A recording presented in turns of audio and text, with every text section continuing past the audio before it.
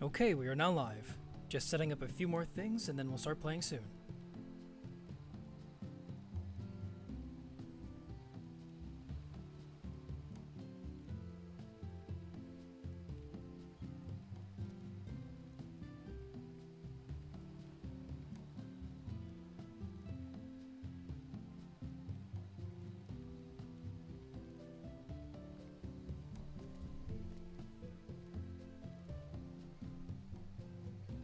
Okay, we can now switch to this screen here. Hello everyone, I'm Eventide Shine and welcome back to Final Fantasy XIV Online Endwalker. My background's a little different because I have a sound panel now.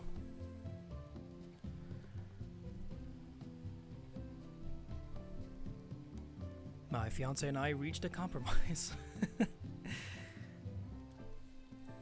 We're good though. Bless her heart for tolerating my shenanigans. Astra, welcome to the stream. How's it going, bud?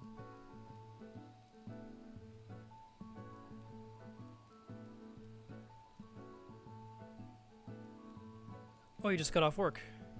Good job today, man. Alright, so there's my keyboard.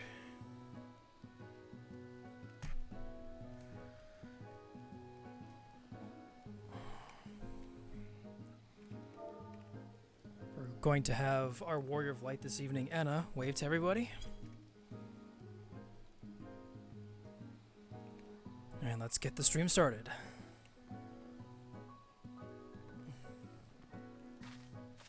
So, first thing, I did reach level 90 Astro, so we're going to do the remaining job quests. So I think they were in Alamigo.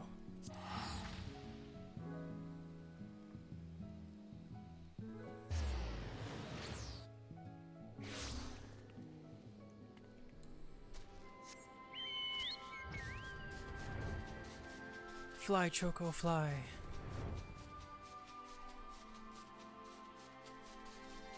Eh. Wait, that's not the right way. I'm getting confused.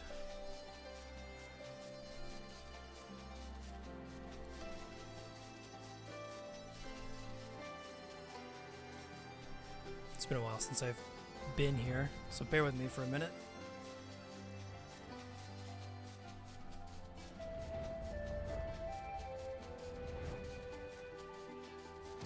Here we go. Scooch a little closer here.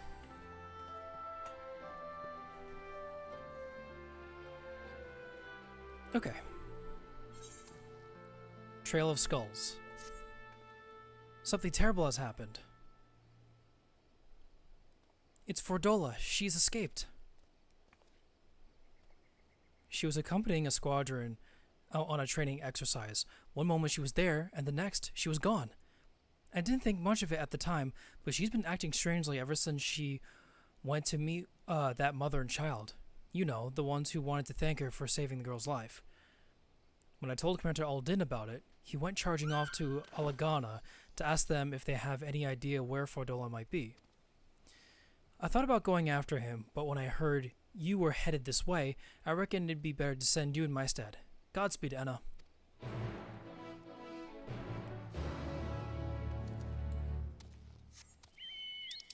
So now I need to go to Alagana.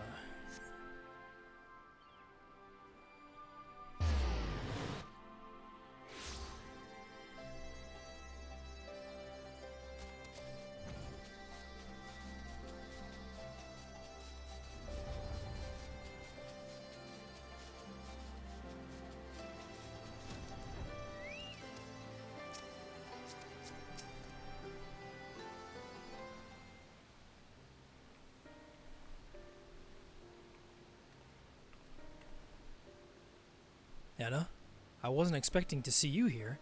You've heard what's happened then. Excuse me.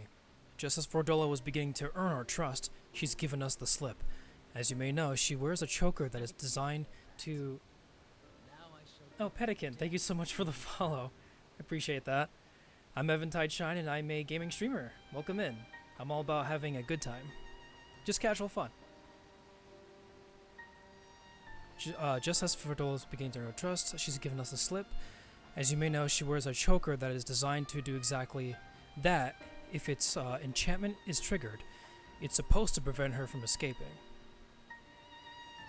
If I were to give the order, she would be dead within moments, and she knows that. She took the risk anyway, so I have to believe she has a good reason. That's what we're looking into now. We were hoping Clarel and young Lily here could shed some light on the matter.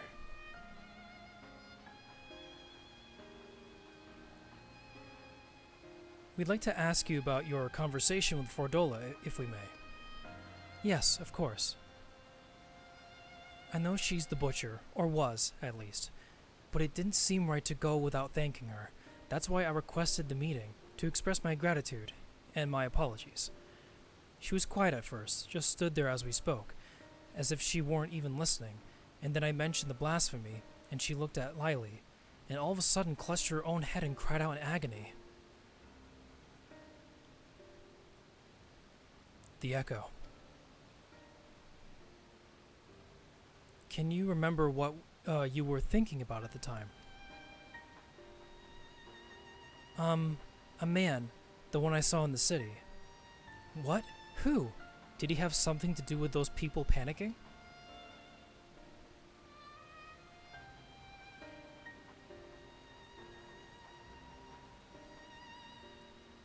I think he did. When I was waiting for you, I saw him. He was by himself.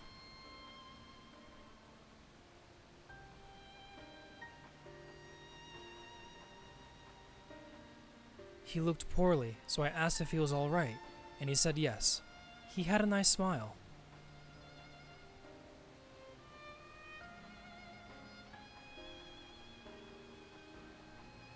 He got up and started walking, but then...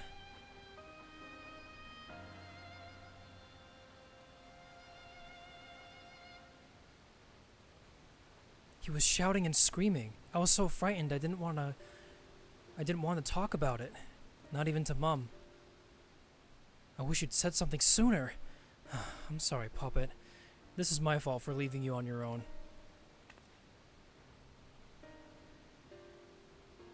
The man who turned into a blasphemy, I'd wager.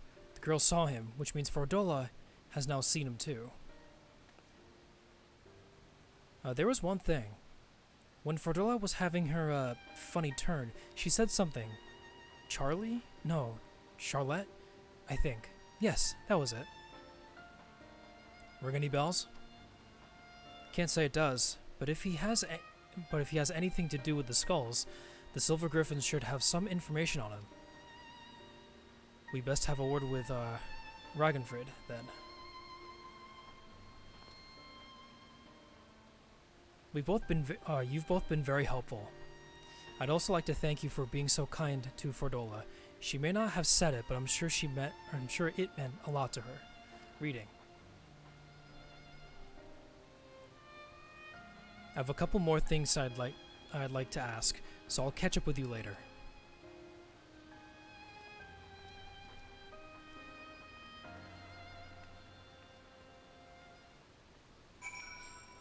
Okay, so we need to speak to Ragenfrid.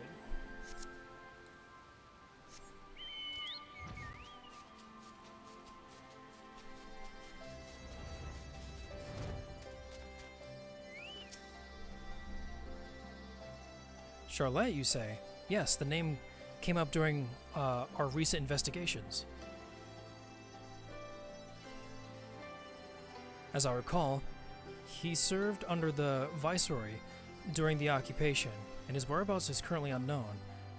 He had an older brother named Ansfrid, one of the Crania Lupi, which would give him a connection to Fordola. Is there anyone who could tell us more about him? Yes, an uncle, who we recently helped find employment here in Alagana. He's actually the one who asked us to look for Charlotte.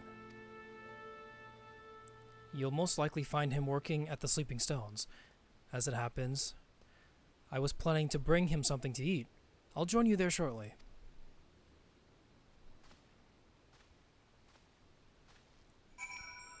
Lapis, hello. Welcome to the stream. Hope you've been well. Today we're playing some more Final Fantasy XIV Online. I know there is maintenance later tonight, so unfortunately we can't play for too long. But I want to play more of Enna's story in Endwalker.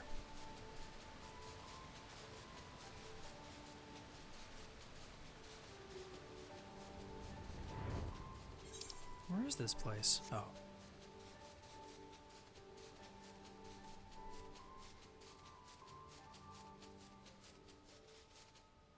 I'm doing pretty good. I did a lot of shopping earlier, and much needed grocery shopping actually.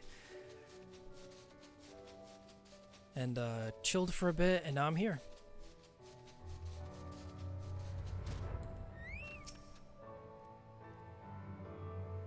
Perhaps we should have asked what he looks like.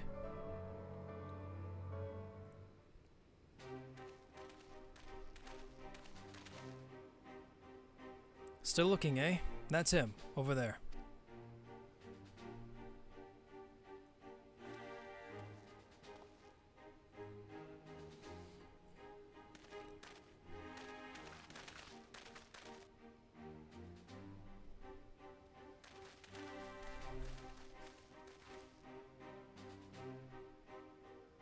I hope we're not interrupting. No, of course not. It's good to see you, Ragnfrid.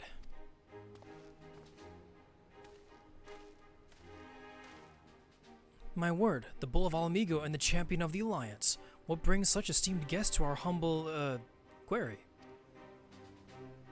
At ease, my good fellow. We merely wish to ask you about your nephew. Charlotte, you found him?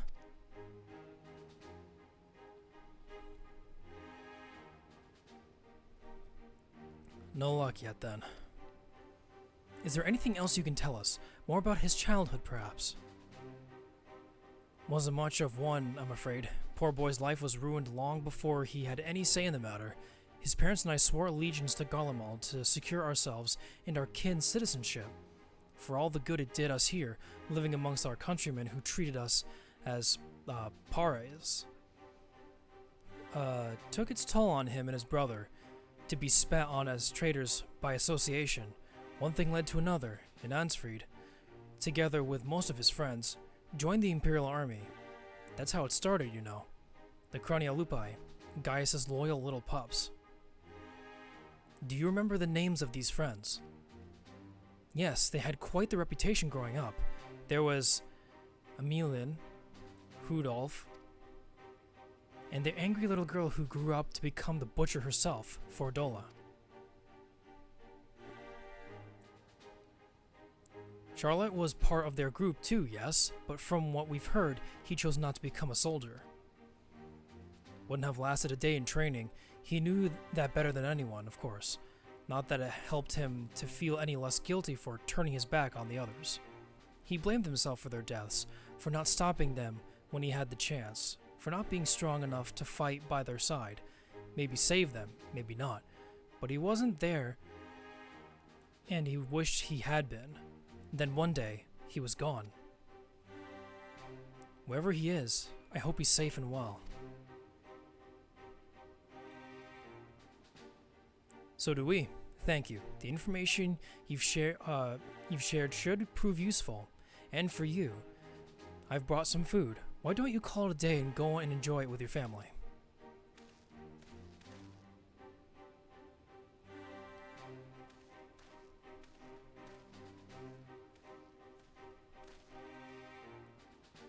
Let him have the peace for now. Back to Alagana.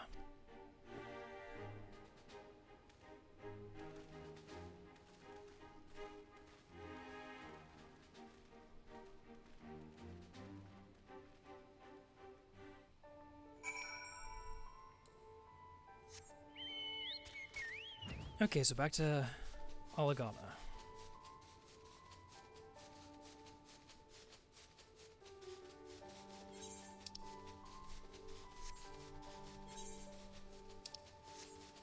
You know, I could just teleport there, but you know me, I do things the hard way. We're just gonna fly there. It's not too far.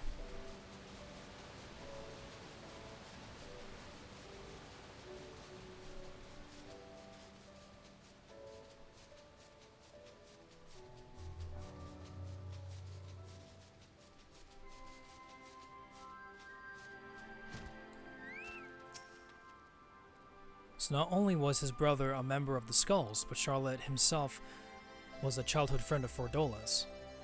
I'm told he refused the support of the Silver Griffins as well. He's been trying to make his own way for some time now. His brother and his friends died at Specula Imperatoris, save for Fordola, and the gods only know how he felt about her after that. Or how Fordola felt about Charlotte after seeing Lily's memory of him transforming into a blasphemy. Brother of a man she killed and a childhood friend besides. She thinks she's responsible for this. That's why she ran, to kill the beast. I never thought I'd say this, but I'm worried about her. Fordola is a survivor and an outcast herself, exactly the sort of person the Silver Griffins are trying to support. You've seen for yourself the sacrifices she's willing to make, and if you can learn to feel sympathy for her, maybe others can too.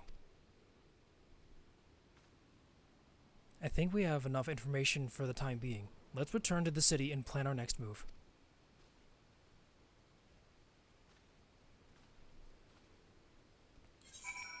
Okay, so no fighting in that quest. I'm assuming the next one we'll have to.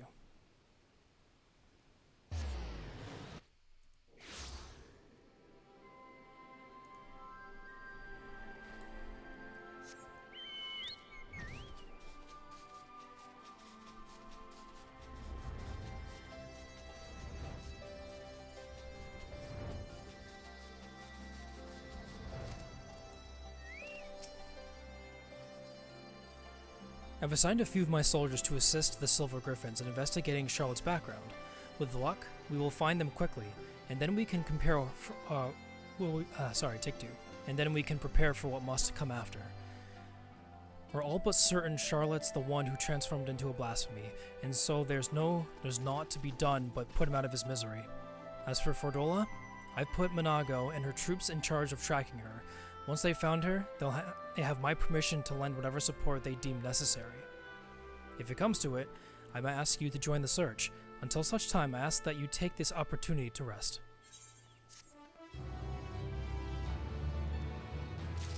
Alright, quest done. So, what do we even get? We got like a fish or something?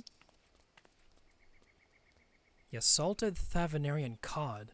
A whole shallow's cod, boiled and sprinkled with salt to bring out its fishy flavor. Fish sounds good right now. Alright, anyway, last quest. The Gift of Mercy. Thank goodness you're here. Commander Aldin needs to see you right away. Follow me.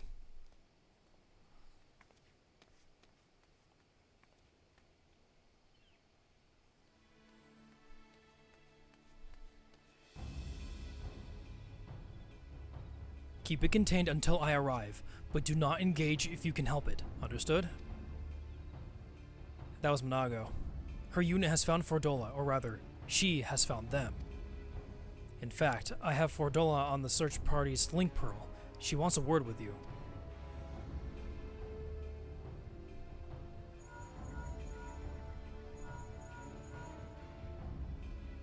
This is urgent, so be quiet and listen. The blasphemy, my friend, is right in front of us. I tracked him down, and when he spotted me, he started heading towards Specula Imperatoris. Look, Enna, I need your help. Charlotte's not... He never wanted to hurt anyone, but this thing he's become is... I can't leave him like this. I've got to stop him, whatever it takes. I'm on my way. I owe you. This is Minago. Can you hear me? We've got the blasphemy, it's on the move. Get ahead of it, but maintain distance. We need to... Fordola, what are you doing? Fordola. For Dola! There's no time to waste. They need our help.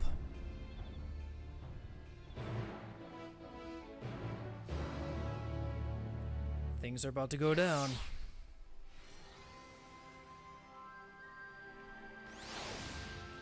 Ooh, an instance, okay.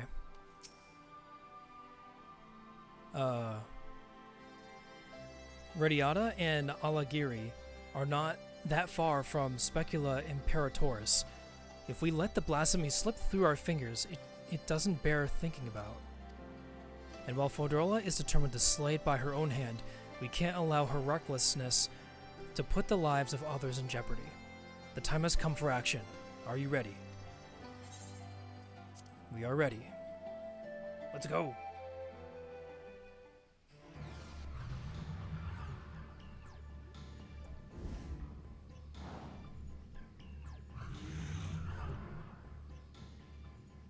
Hold the line, for as long as you can. Commander Alden and the Warrior of Light will be here any moment. Stay strong.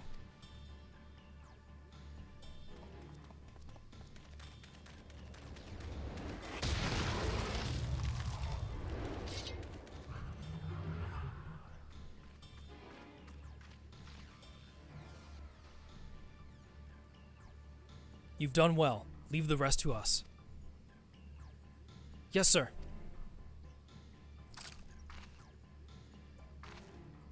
Get the injured to safety. Coward. Coward. Traitor. To them. To everyone.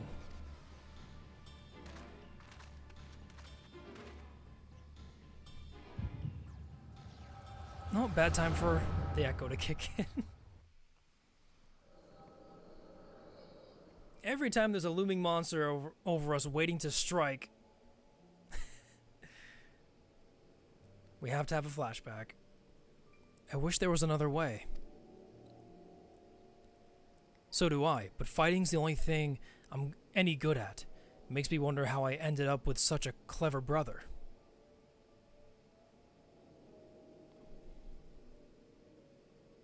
Too clever for my own good, maybe.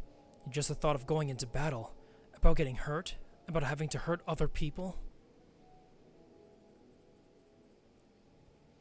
He's a bleeding heart, our Charlotte.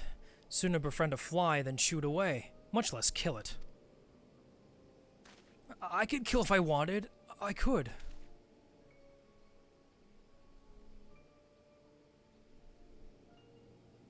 But you don't, and there's no shame in that. Leave the soldiering to us, Charlotte. We'll show the Garleans what we're capable of, get the power and respect we deserve, and then things will change. They will. You'll see. We found a place for ourselves, and you'll find yours soon enough. Alright, that'll do. Everyone who's enlisting, meet back here tomorrow.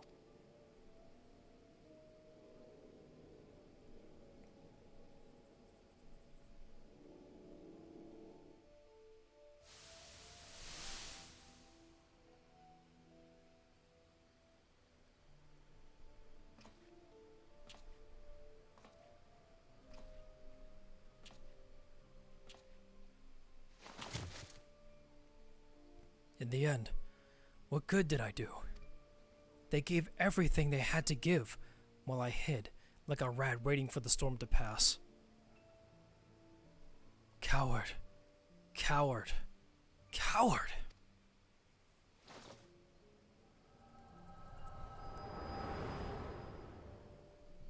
Oh boy.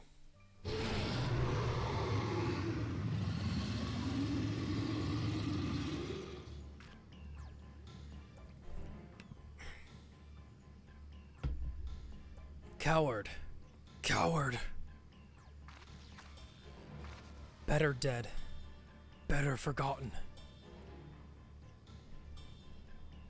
It's not your fault, Charlotte. It's not. You didn't do anything wrong. And I'm the coward, the traitor, the butcher. I'll always be the butcher. Don't you dare, Fordola!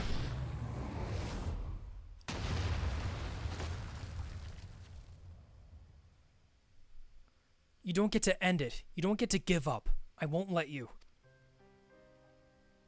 You have a lifetime to make amends and atone, to become something more than you were. If you die here, you are everything they say, everything you believe. Is that what you want?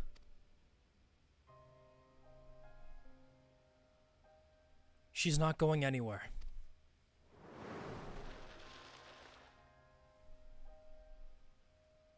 Arnvald, why are you here?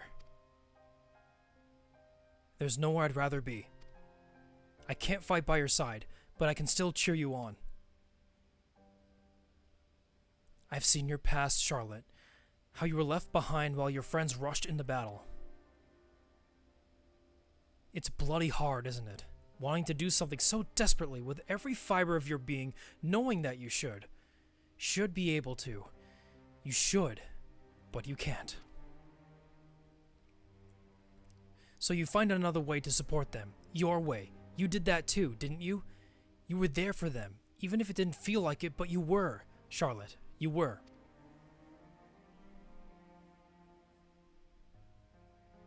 As a friend of mine once said, not all heroes are forged in the fires of battle. The history of Alamigo is writ in blood. While we cannot change the past, we can change the future. And for that, we must play our part, all of us.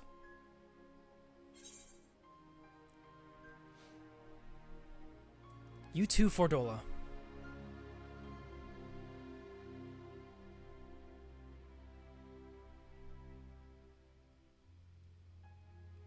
Hansfried, Amelin, one day we'll be together again, but not yet. You'd never hurt anyone, Charlotte. That's not who you are. You'll be remembered as the kind soul you always were.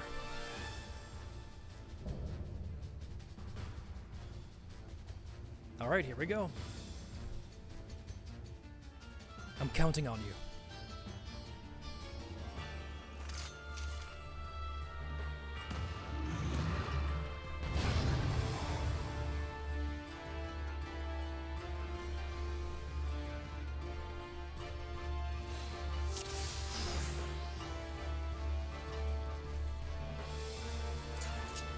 And off we go.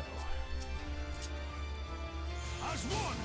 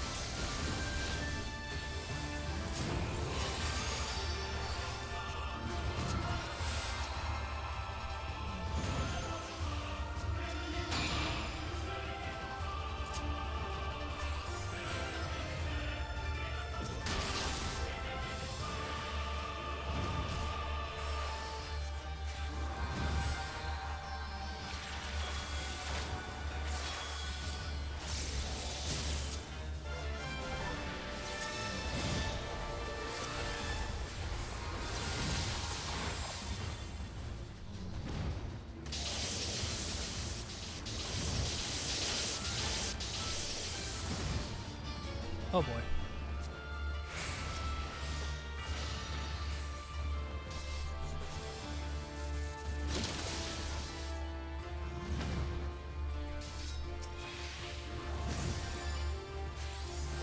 Show them what we're made of!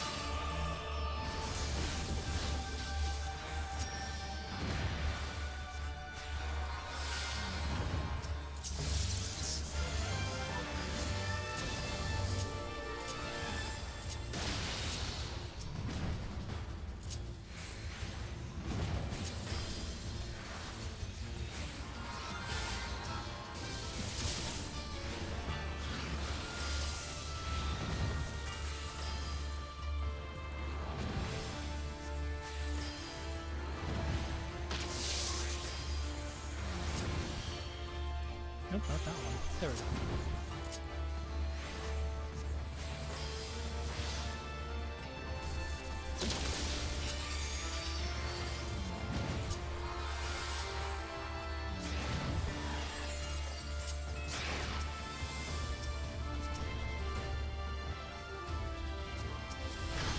Raw Tizona!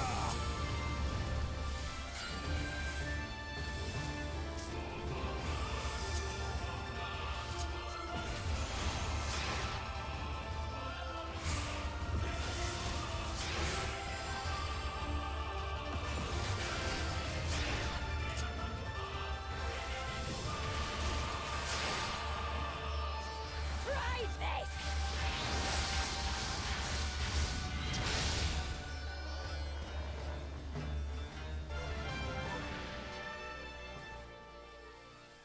Oh, hey Los, welcome to the stream.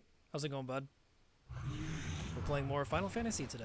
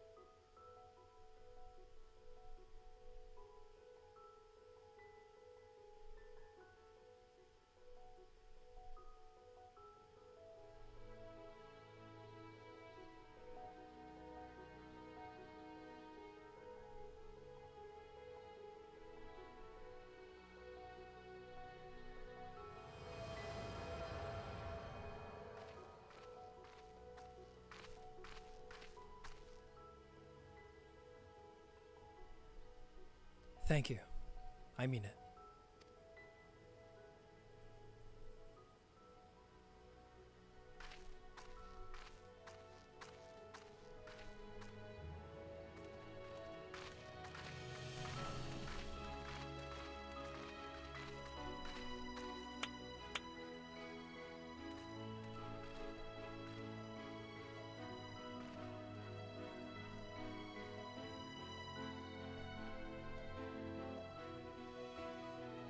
Oh, the feels, guys.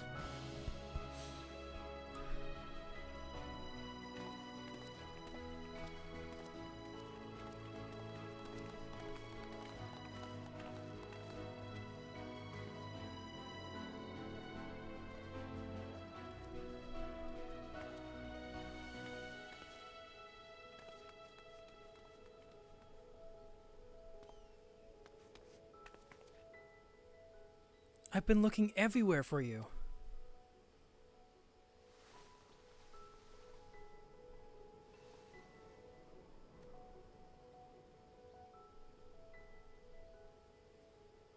Have you now?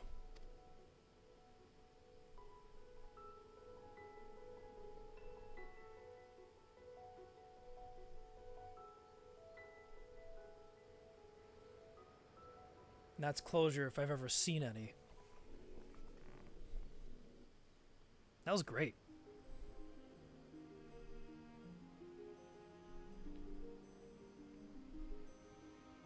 We've put down the last remaining beast spawned by the blasphemy.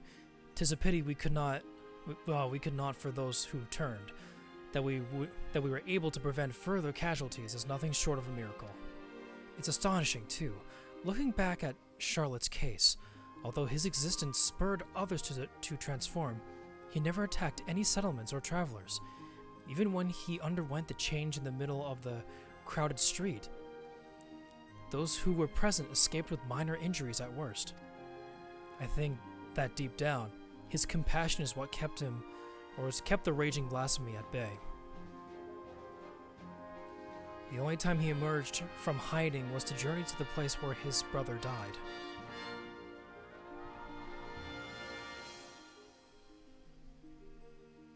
Aye, it's clear he still retains some semblance of his former self. Another victim of the Empire's terrible legacy, along with his friends and so many others. But the Crania Lupi wasn't the creation of the Imperials alone. Many of those youths sought a place with them because they were denied one with us. That's why the memorial ceremony is so important. It's our chance to face our past together, to give them in death what we couldn't in life, to not deny anyone a place in memory, even if it hurts or makes us feel ashamed. You'll be attending, won't you? I haven't been ordered to, so I suppose not. In light of your leal service to Alamigo, I intend to have the conditions by which you are bound eased, providing I'm able to obtain approval. You will be granted a decree of freedom. At the very least, you should soon have to not wear that choker. There'll be no objections from me. You've done well. Huh. If I didn't know better, I think you were smiling. Well, I for one couldn't be happier her efforts were being recognized. It gives me that much more motivation to continue my work with the Silver Griffins and bring the people of Alamigo closer together. Motivation, you say? Gotta do my best to keep up with a certain little lordling, eh?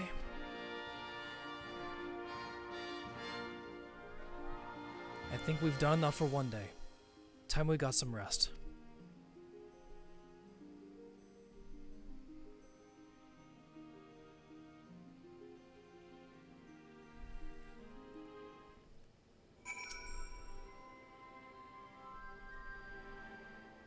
And more cutscenes.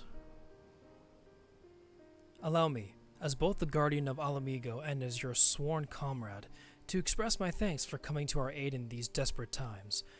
No matter what manner of disaster may befall us, your presence alone is enough to keep the flame of hope burning bright. Aye, even someone in the very precipice of despair, such as Fordola, can find salvation in your guiding light. Let's see, what should we say? Laying a bit thick, aren't you? Heaven forbid people would stop throwing themselves in harm's way at every opportunity. You're something of an immortal flame yourself. Let's see. You're something of an immortal flame yourself.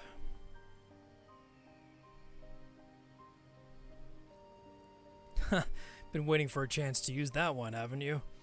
I like to think I can still pull my weight on and off the battlefield, but that might be a bit generous. In any case, it's safe to say we've all benefited enormously from your sterling work here. You couldn't ask for a better healer or a better friend.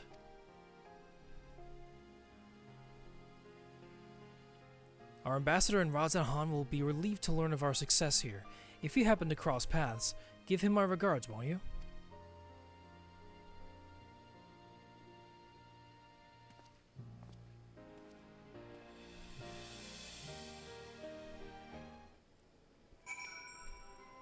Alright, so now we have to go back to Rods at Han and finally complete this storyline.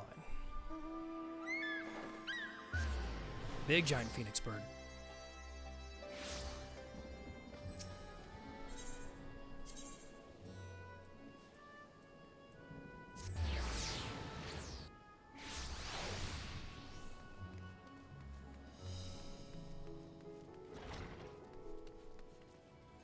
So the healer NPC is right here. Greetings. How goes it in Alamigo? Eliminating blasphemies, helping organize a memorial ceremony? They've certainly kept you busy. A fine example of going above and beyond the call of duty. I'll be sure to send word of your exploits to Ul'dah. Wait till the Sultana hears about this.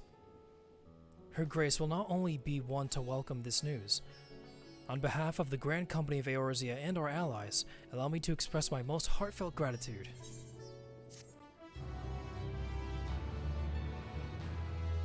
You can now dye the job-specific gear for level 90 healers. More than guilt. Alright, so we can now dye our healer gear. This is what I've been waiting for. So we are going to... Midnight blue is my signature color, so that's what we're going to dye our clothes. Ooh, the dress is really pretty in midnight blue.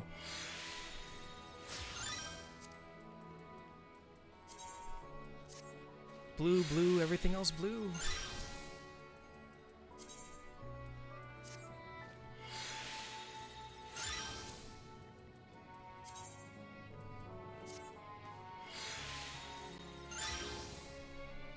There we go. If we move into better lighting, I'm not sure if there's any like out here. But yeah, it's blue now. The difference is very subtle, but it's there. If we actually get to better lighting, actually, so even better lighting would be all the way in Old Charlian. Akihiko noises. I've been waiting for this. I missed that game. I missed B3. Oh, it's cloudy here. Come on, there's never any good lighting. But just trust me when it's when it's midnight blue, okay? Here, like in this window here, we can see it in a more better light here. It looks nice.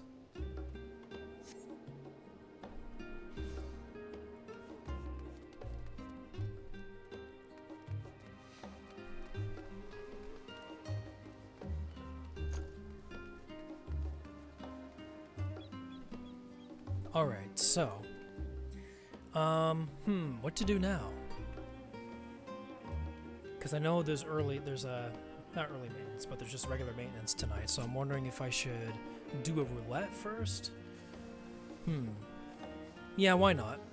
Let's do a roulette, and then we'll do as much story as we can, and then up until maintenance. So, I unlocked Sage yesterday.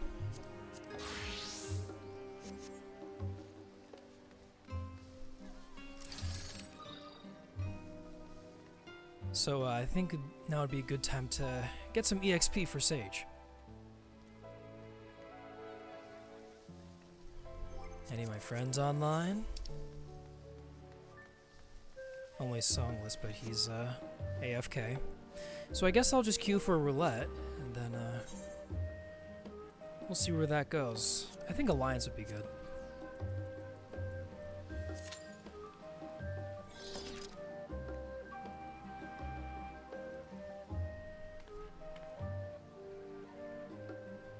Isn't she pretty? I'm glad you like her. When I was designing her, I was imagining something very elegant. Very pretty and elegant and nice, and she definitely fits that. Oh, it cute. Yeah, I like this pose here for sages. It's nice. And the gear I'm wearing is actually level 60 gear, but I just glamored.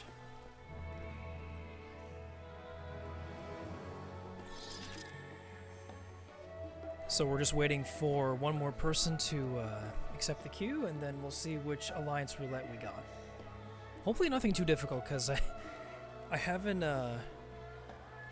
had too much experience with Sage yet. But we'll see how it goes. Yeah, look, the glamour makes Anna look like a scholar,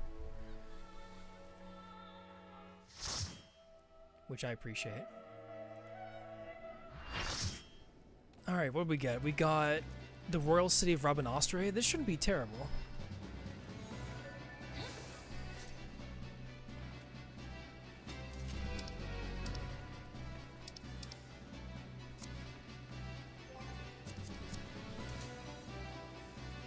My keyboard's all the way over there and I feel lazy to get it. Never mind, I won't emote, we're off. Yeah, sages are like, I'm a scholar, but I got guns. We got the Glock.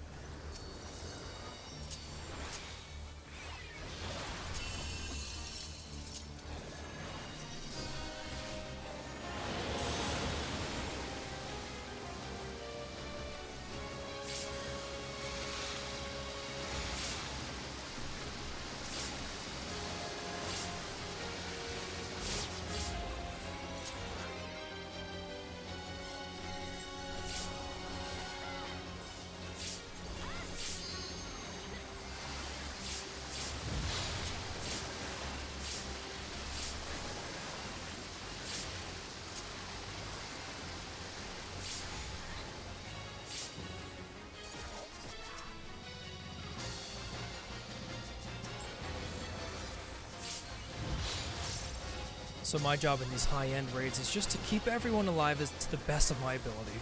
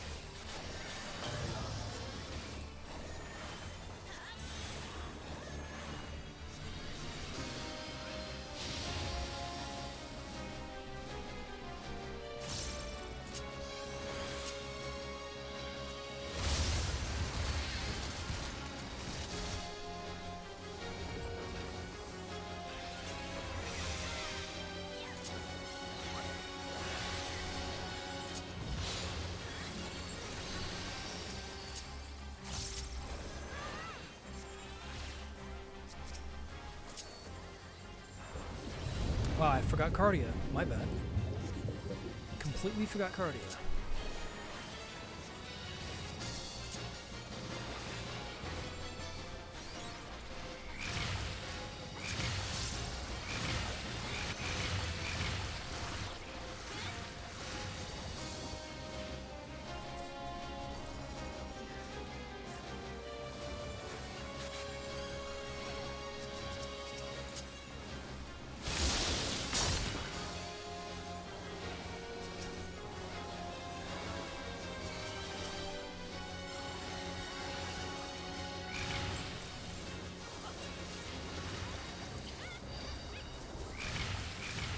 Oh boy. Ooh, that was close.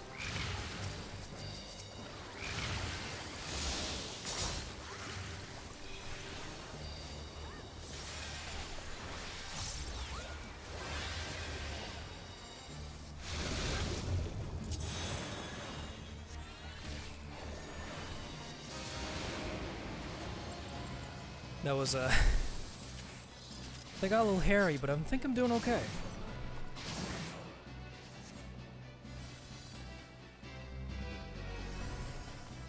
I kind of wish I got some of the earlier raids, but this one shouldn't be too bad. It's just a little more difficult for me because Sage is a new class.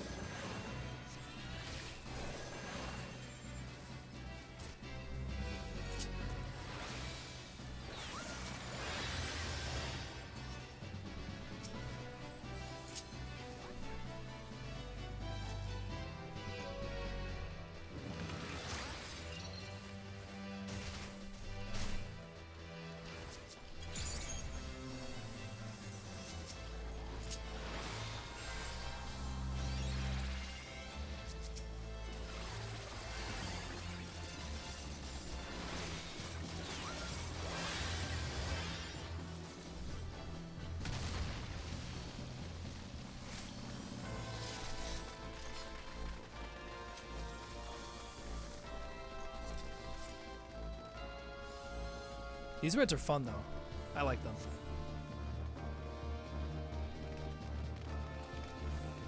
Get 24 of us badasses together and do some content. It's nice.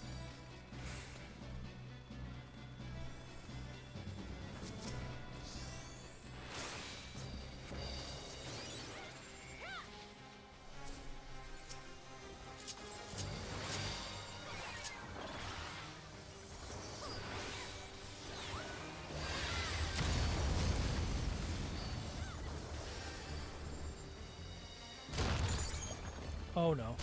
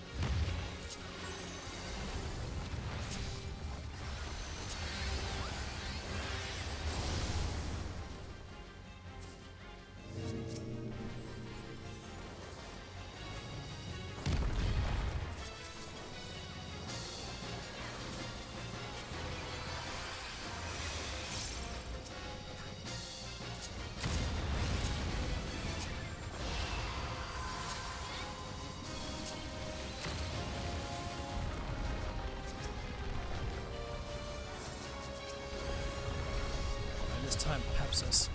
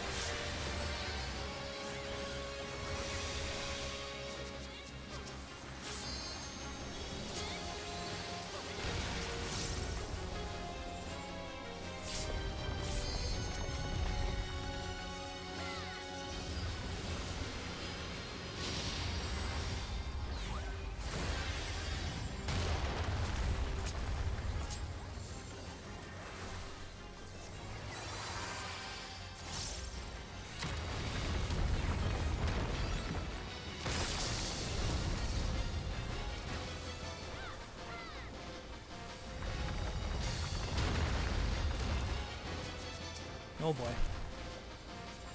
Other healers down. Where are they? There they are.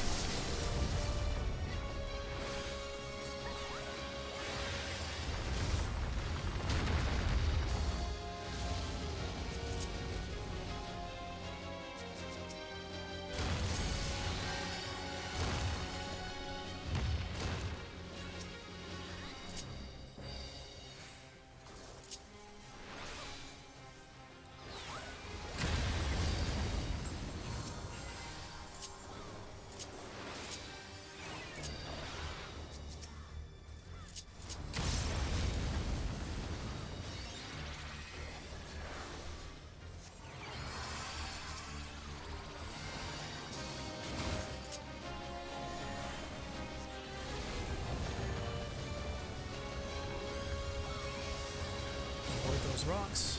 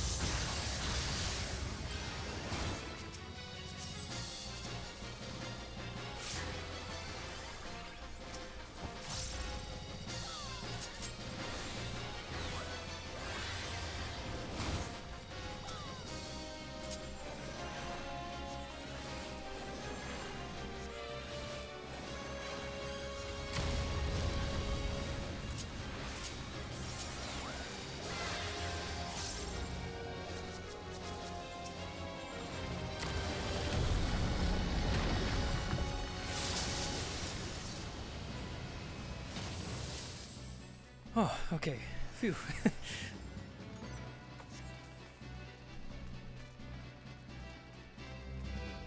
Healing's harder than it looks, dudes.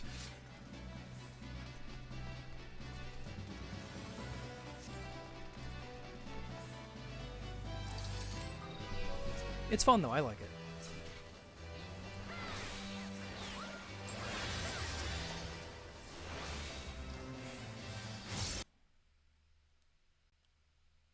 Uh-oh. Wait, what happened to my... Oh, that was weird. Technical difficulties, my friends. Something happened, and I'll try to do that on stream. Give me a second here. This is really bad timing.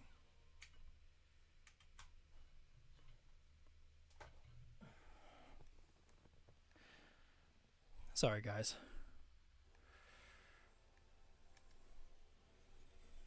I gotta try getting my footage back while I'm on stream. Let's see. Here. Now, my PS5 like blinked for a second, so I'm not sure what happened there.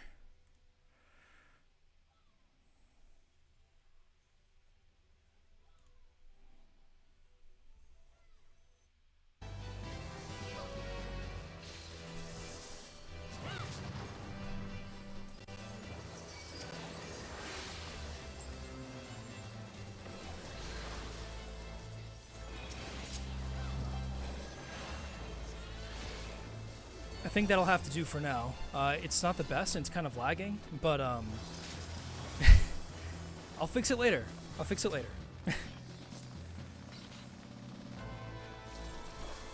Actually, no. Here's a good chance to fix it. Give me a second here. Come on, baby. You can do it. Okay, we're good. We're good to go, friends. We fixed it midstream. Okay. Sorry about that. I hope that doesn't happen again.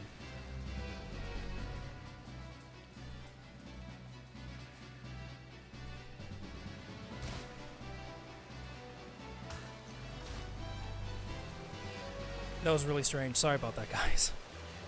I have no idea what happened. I didn't even touch anything. I didn't move. I didn't go away. I didn't go to the supermarket. I didn't go to Devil May Cry and commission Dante to kill some things. I went nowhere.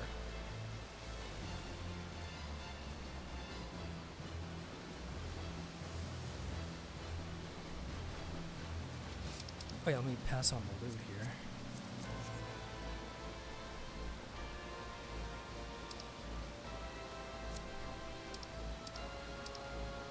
Okay.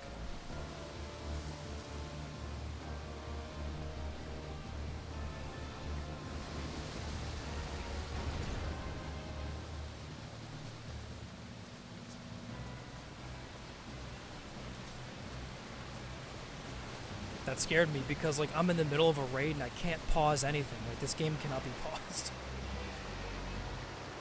And I'm one of the healers too, so I'm internally panicking. But you can't internally panic if you fix the issue. That's right, I did the meme phase.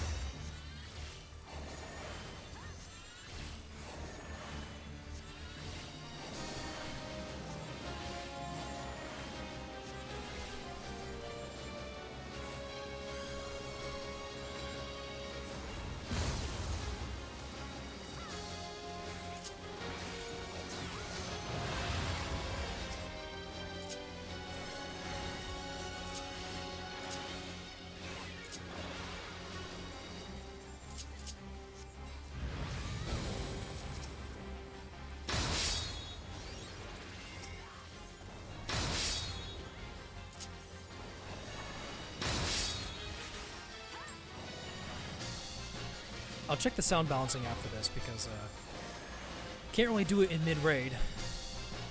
Takes a little too much time for me, so.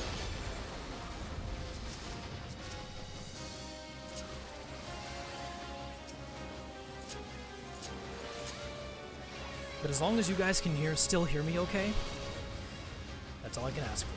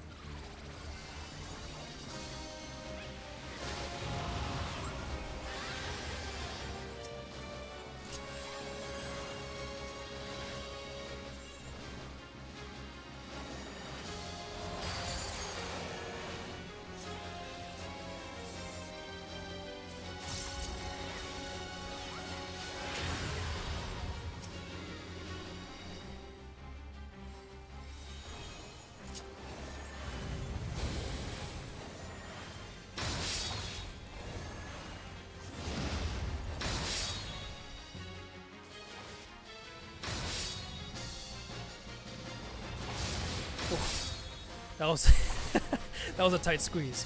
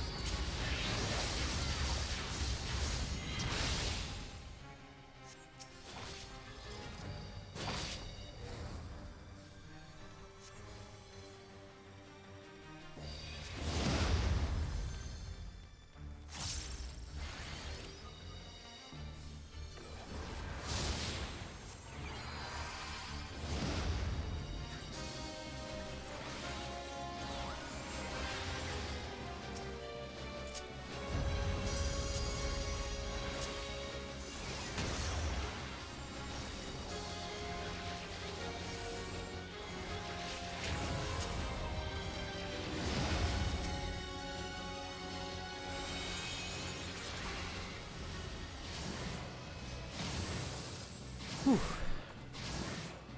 Okay.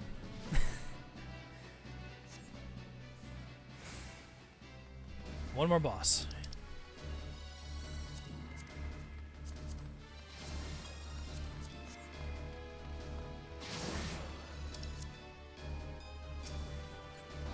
It is to be a fight then. I am only too happy to oblige.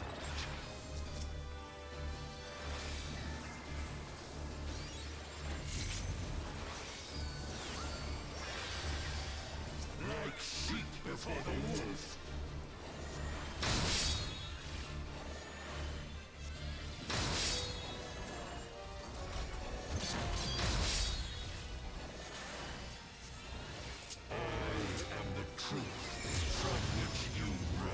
So the truth is we have to do the thing that it's telling us to do, so I have to keep running around. You will be judged.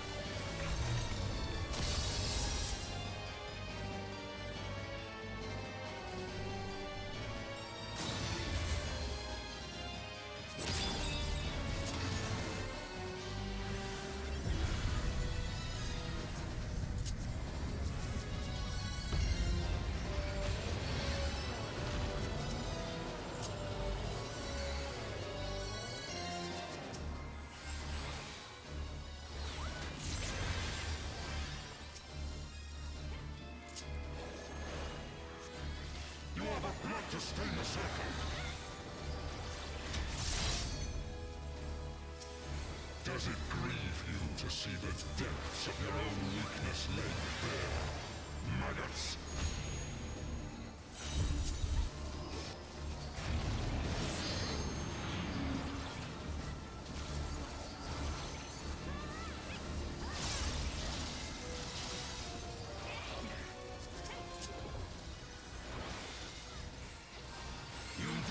Belong in my world. Step into nothing.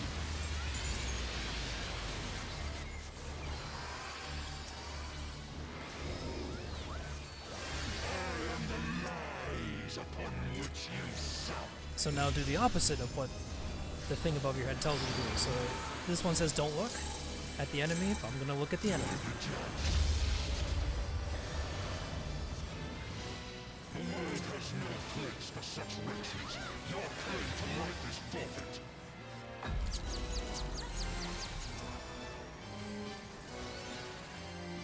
This little hand thing means I go in the direction I tilt the control stick in. to stain the circle.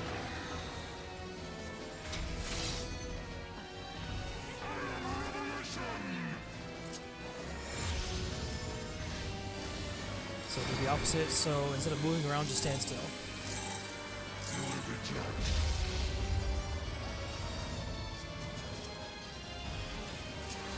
Oops.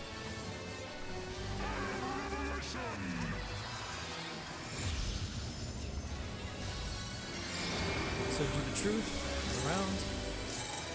You will be judged.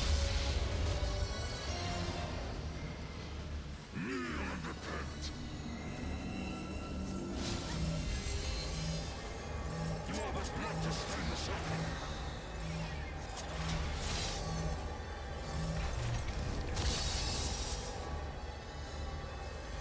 Oh my goodness, we're about to get whacked. Okay.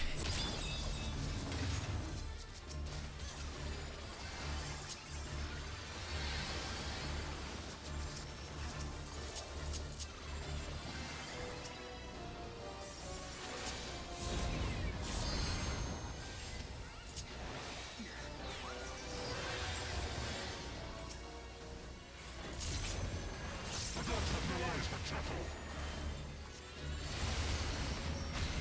Like sheep before the wolf.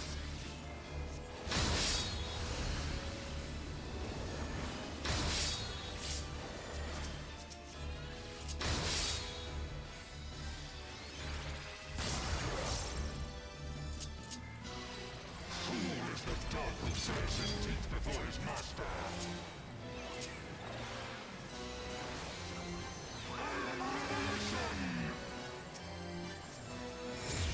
So do the truth.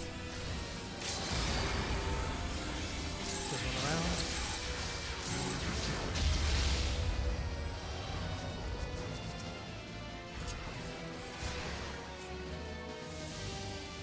Alright, we did it. That was a little tough. Especially for a class I'm not too familiar with. Anything of interest? Not really.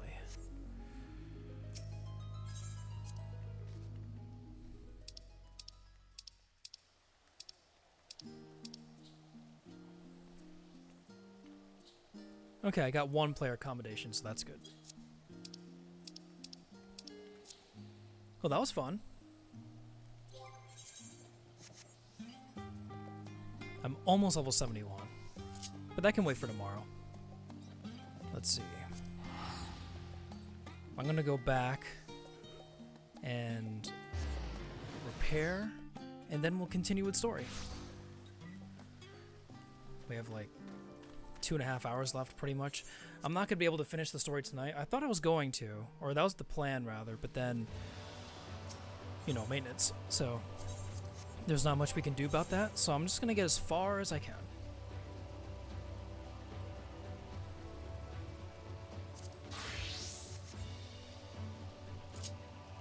So we healed up, and now we're going to go back to Old Charlie.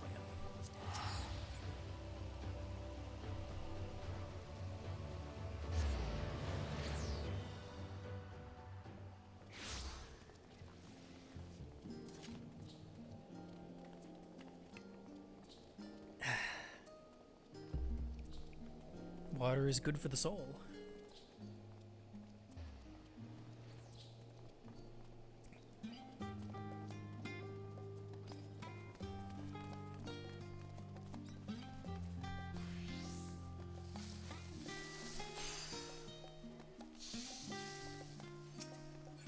Alright, we're gonna finally continue story with the next quest, Friends Gathered.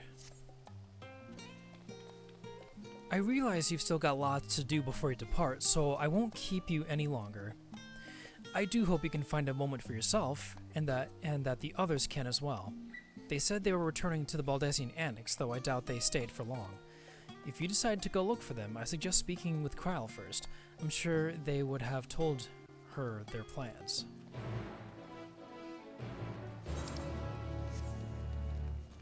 Okay, so to the Annex we go.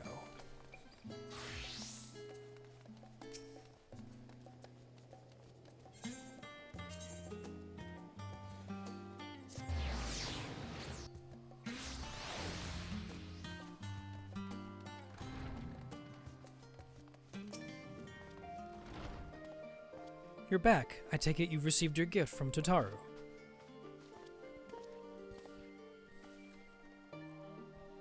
It was a surprise long in the making, with many, many long hours of fretting and to get everything just right.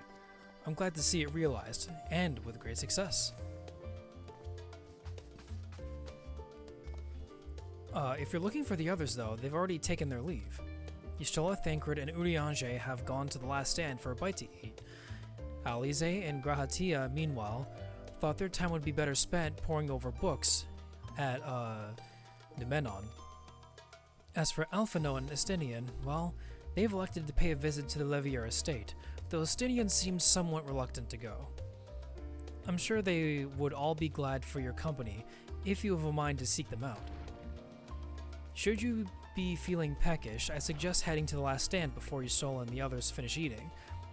But above all else, it would be foolish to run headlong into battle a fatigued mess, so do remember to get a good night's sleep.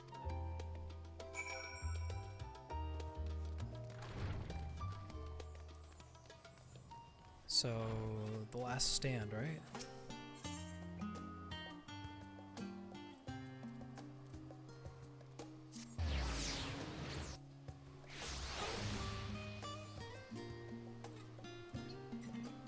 Adjust the camera a little bit.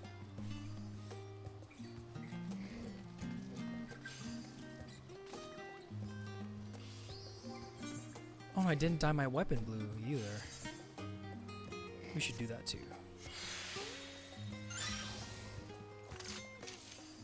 Oh, now all is blue in the world.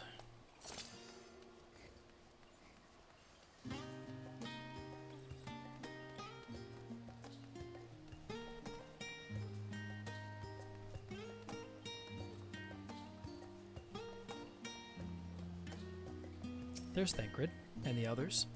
Anna, come to make our trio our quartet, have you? Please, have a seat, and we'll see about getting you a drink.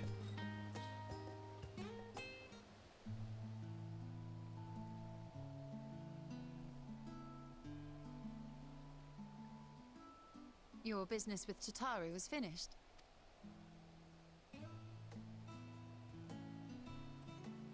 My, what a thoughtful surprise. Whatever would we do without her? Indeed. And she's right, you know. It hasn't been all doom and gloom. Feels like a lifetime ago that Master Louis Soir gathered us together to form the Circle of Knowing. Since then, we have experienced much. But rather than feeling wiser, the more I learn, the more I find my knowledge lacking. Forsooth. As a student, vainly did I believe that I held the secrets of creation in my grasp. Yet that which I had seized was but an insignificant sliver of what awaited in the wider world. Every encounter, every experience hath served to open mine eyes, enlightening and humbling me in equal measure. Even from those whom I called enemies have I learned many a valuable lesson. What will we learn at the edge of the universe, I wonder?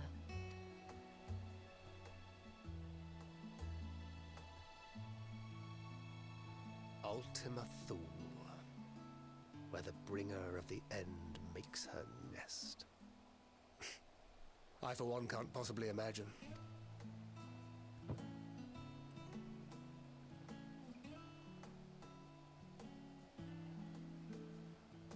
But whatever awaits us there, we will survive. We must.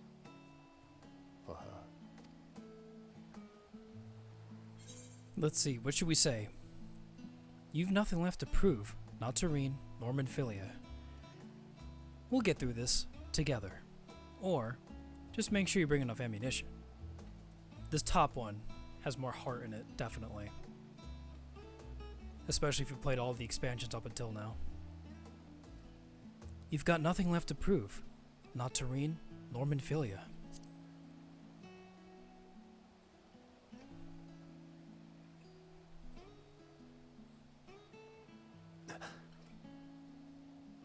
Is aught the matter?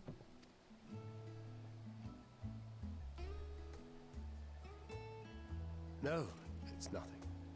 I just... Well, lately I find myself surprised at how much I've changed. How much we've all changed.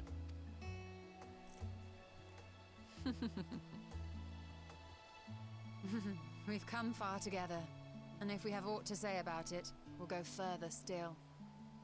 Aye, we will avert this calamity and return home. Looking at all this food is making me hungry.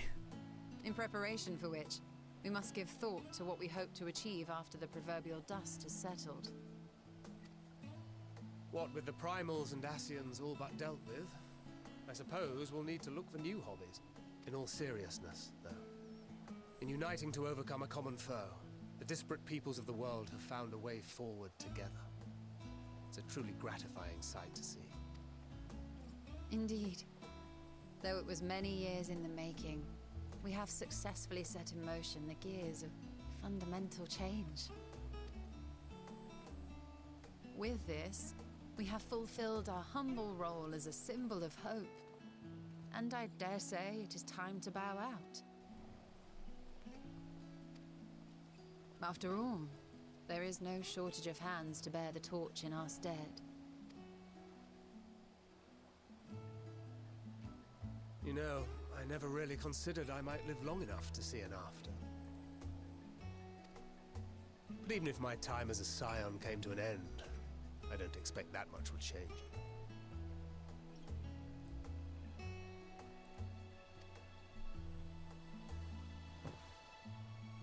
Traveling the world, going wherever the wind blows, lending a hand to those in need. A journey for journey's sake. It doth suit thee well. I must confess I too have yearned to see more of the world. If thou art amenable to the suggestion, I would accompany thee. Mine ability to affect an air of normalcy through artful disguise is much improved, thou must concede. Aye, well, improvement is relative. You still look suspicious no matter what you wear.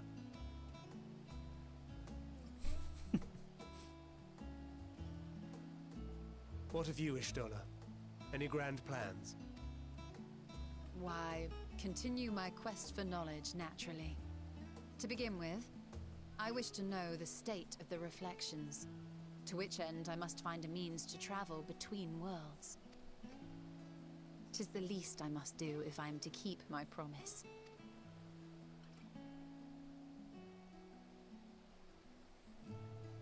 Should my pursuits prove unduly arduous, I won't hesitate to call on you.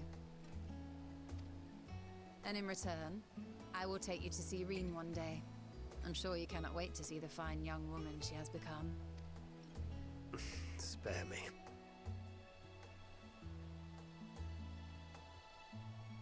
And what of thee? What wouldst thou pursue at duty's end?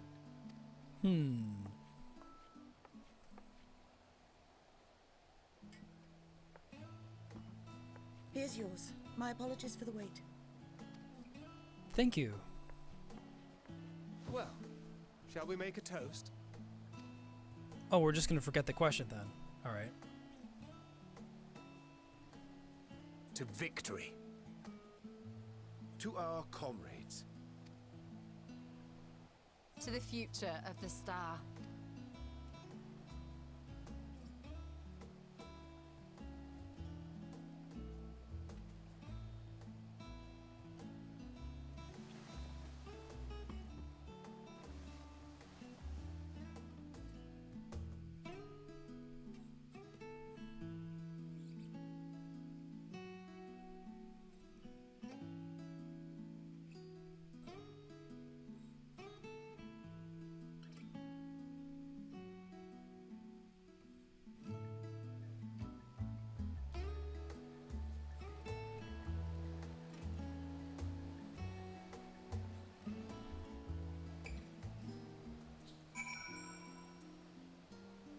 Okay.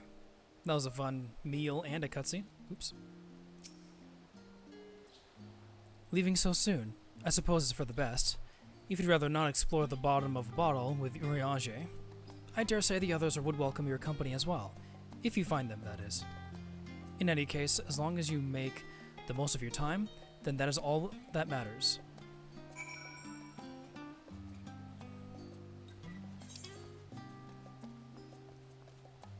So we can either speak to Alize or speak to Alphino.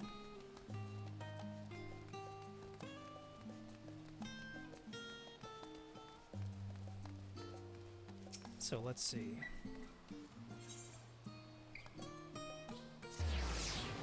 I guess we're going for Alphino first.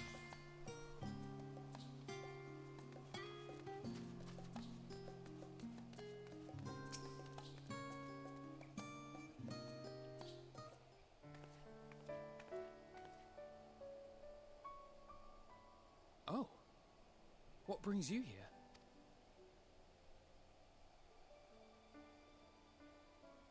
Ah, so you were worried that the Levier household might again be gripped by turmoil.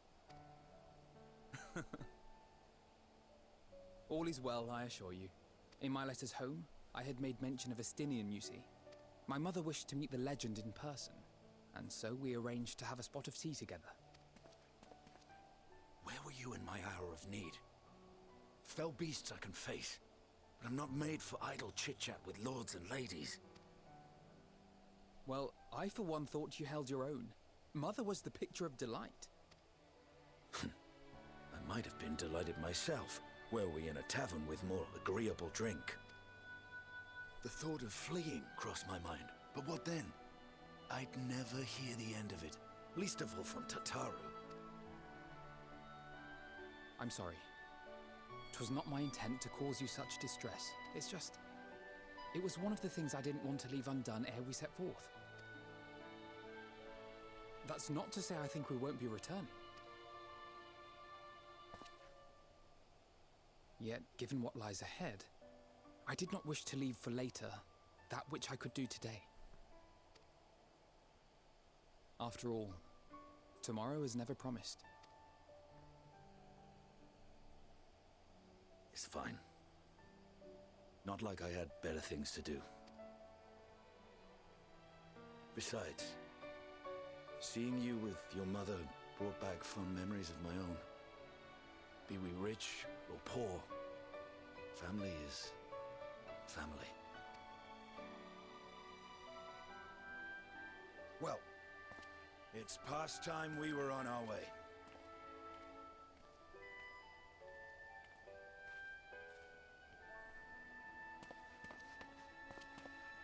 Wait!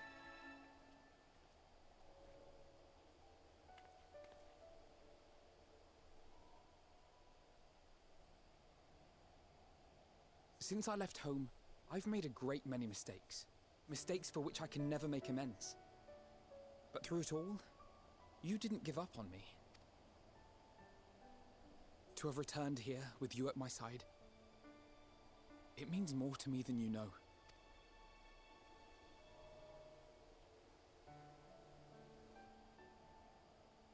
Thank you, from the bottom of my heart.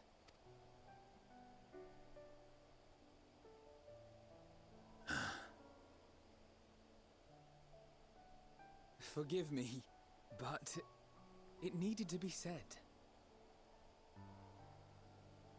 I'm the one who owes you thanks.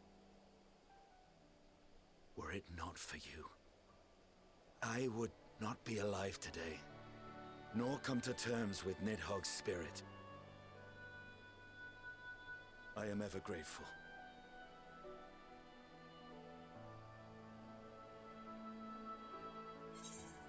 Let's see, what should we say? I suppose I ought to thank you both as well. You were never one to forsake a friend, Alphino. Or I'll be counting on you.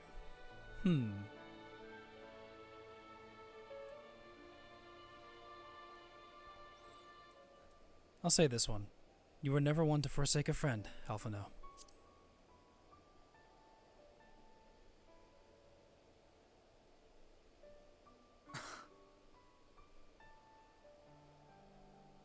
No, I'm not. And I'm proud of that.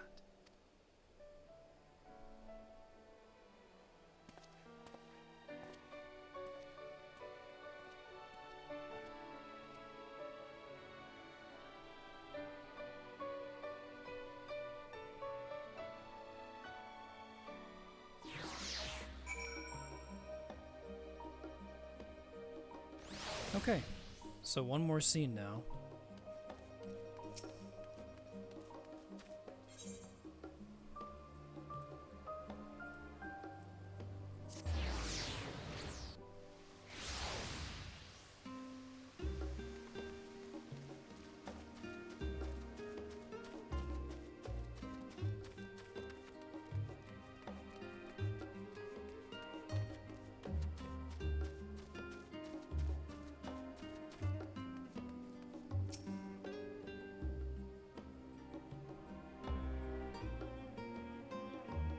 You try speaking to Alize, but she is fast asleep.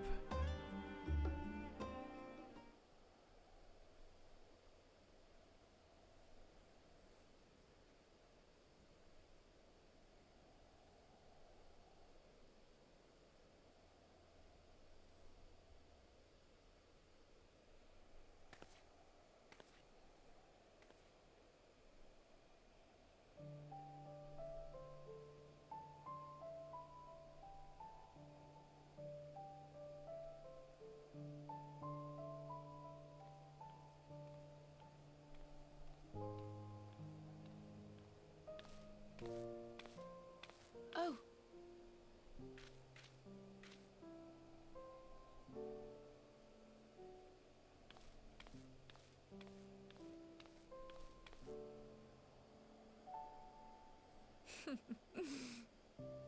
Knowing them, they're probably dreaming about the celestial adventures to come. Just as well. They've been running themselves ragged of late.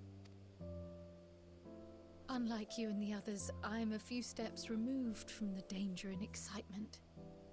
The things you all get up to never fail to impress me. But by the same token, I can't help but worry. Not only for your safety, but for your happiness. After everything you've sacrificed, you earned it 1,000 times over.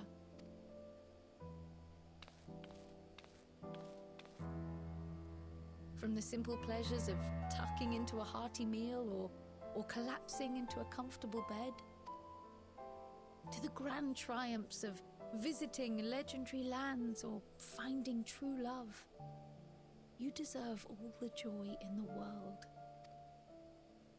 There is so much that life has to offer, so much to be treasured and shared with those we hold dear. So promise me this. Come what may, you won't give up on your own happiness. When you're out there fighting tooth and nail, it's all too easy to forget. But in the end, your passions will be your greatest strength of all. Remember that.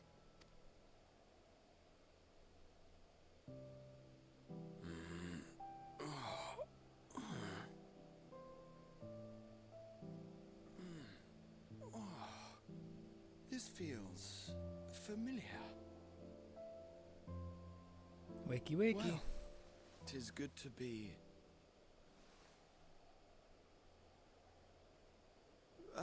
Wait. What am I? Gods, don't tell me I fell asleep. Not that there's any shame in it, but you were sleeping like babies. Oh, how embarrassing.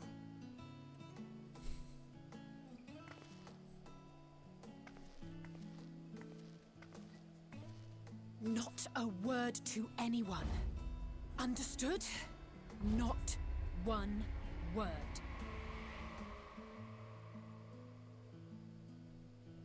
I'm told that sleeping in proper beds of your own choosing is a much more effective way to prepare for battle.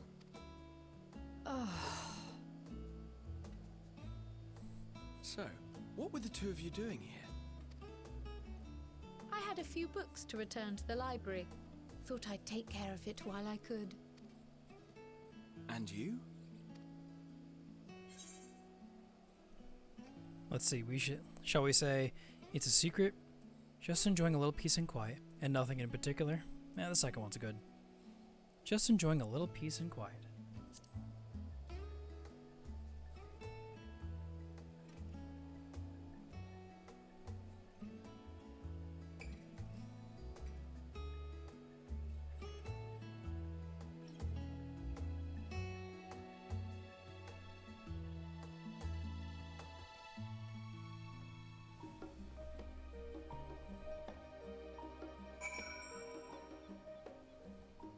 Alright, now we have to speak to... Oh, we go back to the annex.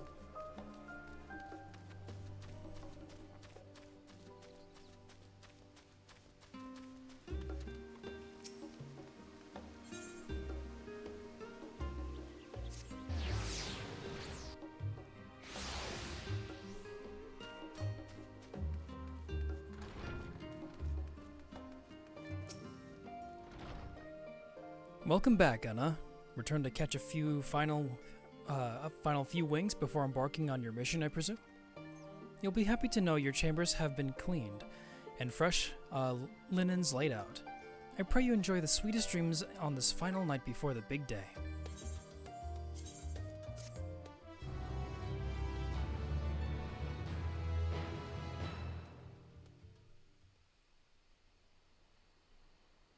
That night, at the Royal Menagerie in Alamigo,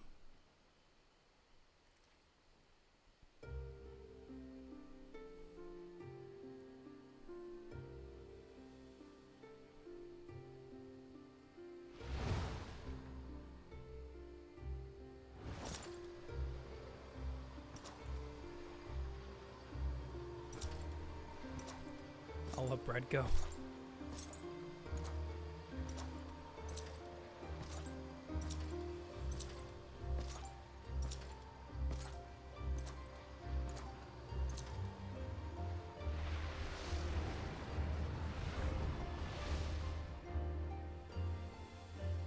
You will never get what you want. Not even the battle you pine for so dearly.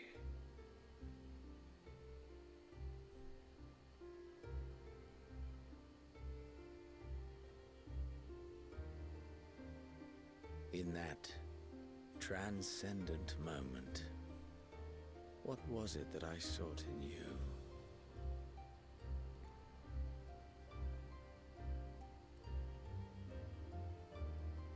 And what was it that you sought in me?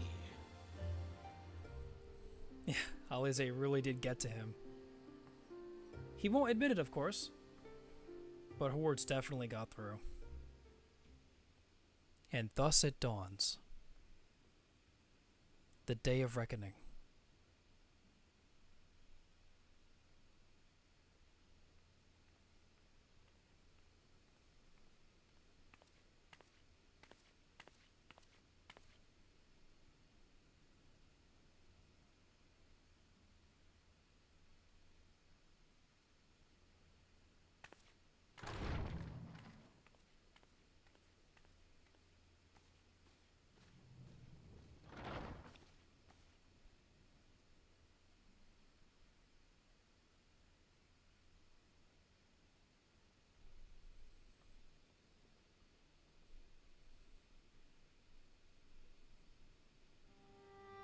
How often have we thus assembled?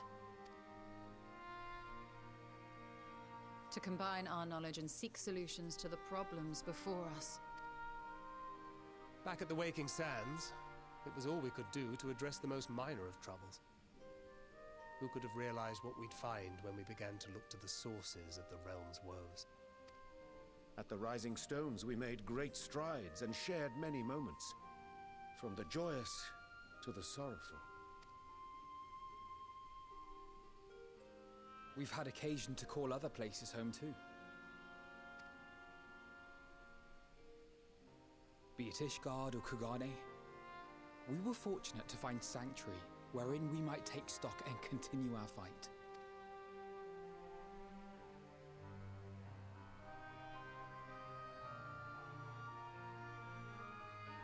I was honored to host this company in the Crystarium, to stand with you all as we confronted the truth of the star itself. And now from this place, we go to fight the most important battle of all.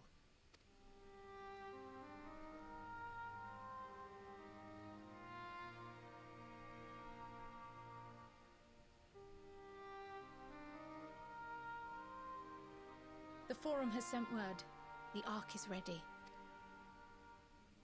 The Loporrits naturally will be commanding the vessel.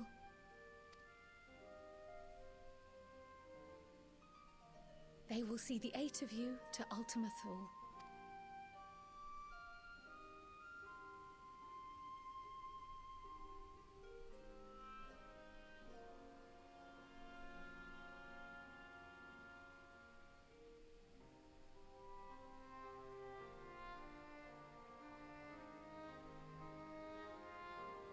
Upon arriving, your objective is to find and vanquish Meteon. As a final formality, the Forum bade me ascertain your resolve. So, are you certain you wish to do this?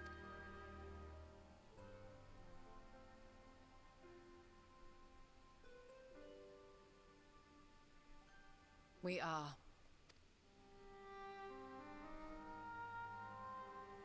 Then, ere you report to Thalmasane, I leave you with these words.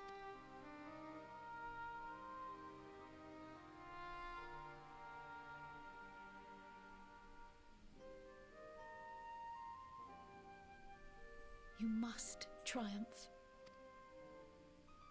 What that means will differ for each of you. To make it back home, or to simply avert doom, or perhaps something else altogether. Yet whatever it is that drives you, I have faith in its power to see you through. So please, triumph.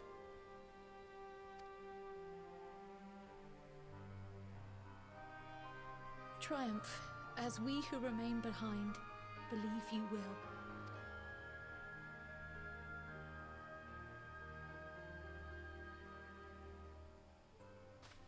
Let us be off then.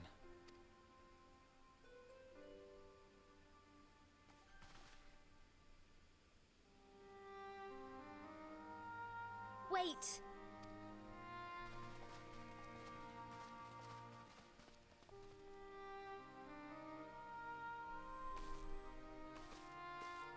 Both Kryl and I will be there to see you off, but as your receptionist, I feel I need to say this here.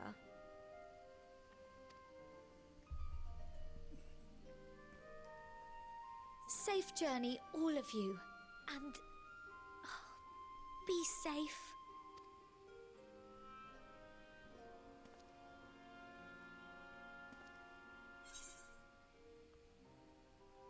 Let's see, we should say you can count on it, or are you too, Tataru?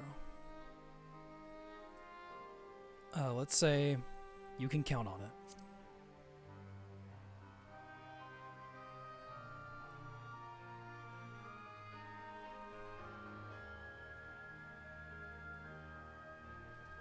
Yeah, while we're away, Tataru's gonna dominate the marketing world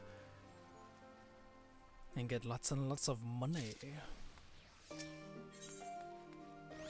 Next quest, Unto the Heavens. I suppose this is where we part ways, for now at least. Would that I had sage words of wisdom to share ere you depart. Mayhap the teachings of Galef Baldessian will suffice. Surrender not to anger or hatred, he said. Look beyond them, and there find true strength. What one sees beyond is open to interpretation, I think, but for me, it would be the things I cherish most in life, things I believe are worth fighting for. Something to consider as you venture unto the Sea of Stars.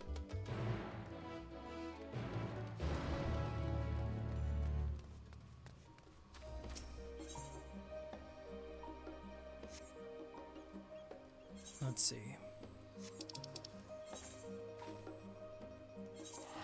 Let's teleport to Aporia.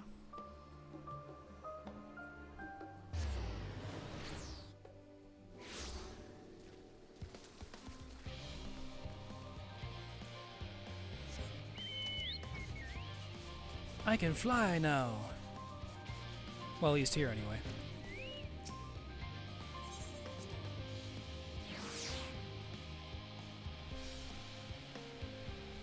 I had some friends help me get the ether currents a few nights back. But once we get to Ultima Thule, we'll be on our own.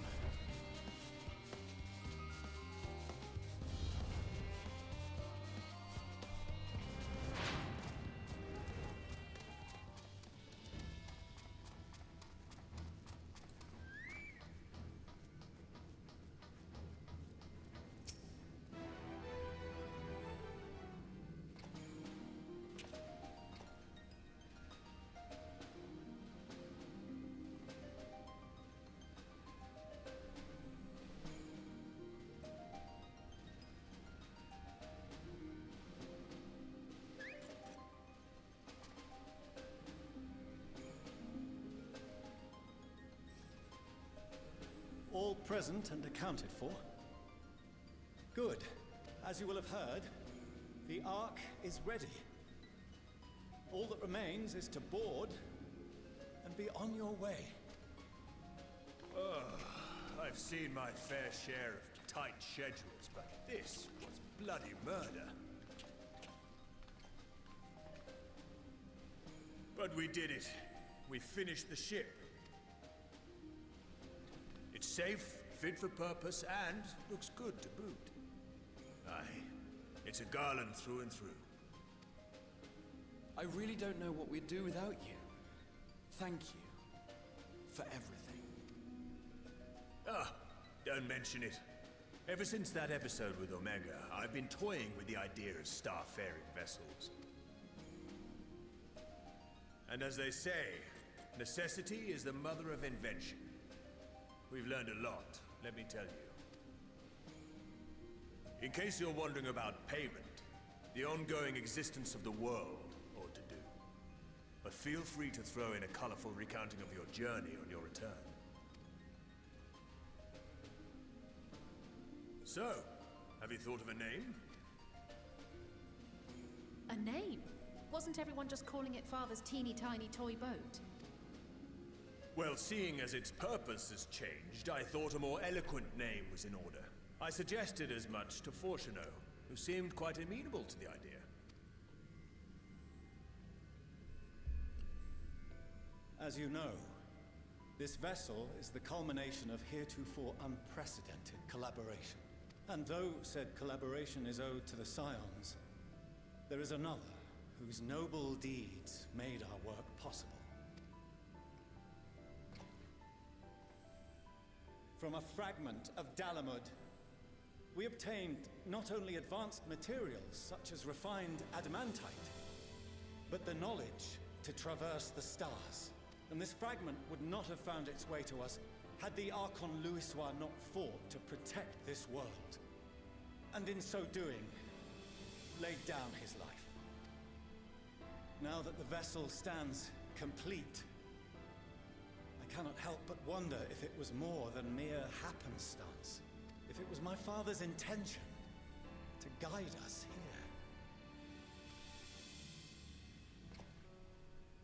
here. In the hopes that his guidance will see you all safely home, I name the vessel after that self-same fragment of Dalamud he delivered unto us.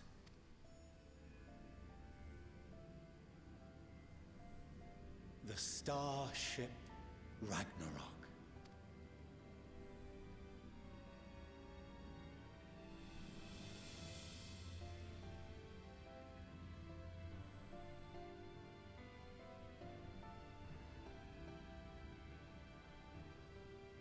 Sorry for the wait. I got everyone you asked for, and not a one less.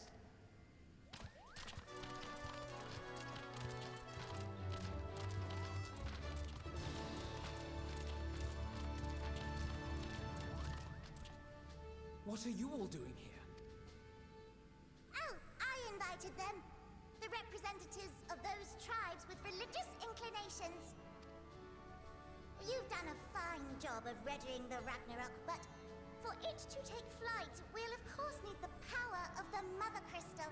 Given its immense size, however, transporting it would be an absolute logistical nightmare. Not to mention we'd need to shatter it into tiny shards for feeding to the engines. But a brilliant idea came to me. We convert the crystal's energy into forms that can transport themselves!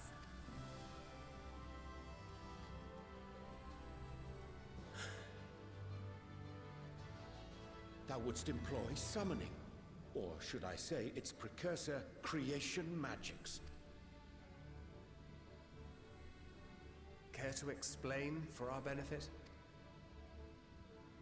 As you may have witnessed at Bestway's Burrow, the Loperids are capable of creation magics, which they use to shape the moon's environment. Yet simple though they make it seem, 'tis a highly advanced and exacting art. To perform it correctly requireth that the wielder holdeth the object in his mind's eye in clearest detail. Hence the ancients' meticulous management of concepts. upon this art, the Ascians conceived of summoning as we know it, a derivative that replaceth the complexity of concepts with the simplicity of zealotry to make manifest a creation. I see. By combining the Loporrit's magics and the tribe's faith, we convert the Mother Crystal into primals of purer form and greater obedience. Summoning as it was intended, one might say. Indeed! Indeed! While Heidelin gave us the ability to use creation magics, she forbade us from using it to make anything possessed of a soul, or similar. She didn't say anything about fulfilling the desires of others, though. So, borrowing our friend's faith, we'll create deities using the Mother Crystal's power and send them to the Ragnarok! Am I the only one here concerned about the risk of being turned into a tempered minion? Oh, right, I was getting to that.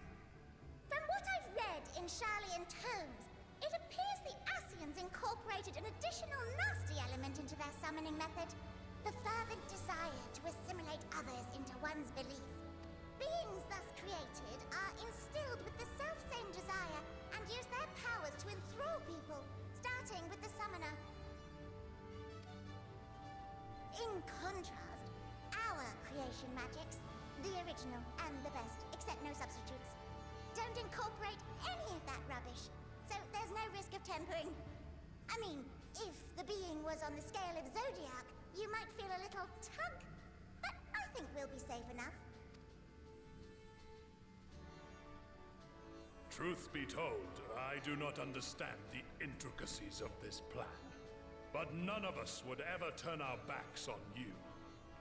When the avatars of our faith ran amok, you intervened without decrying we who birthed them.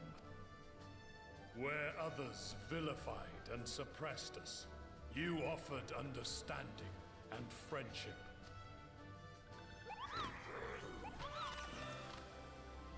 In gratitude, we will share with you the true expressions of our gods.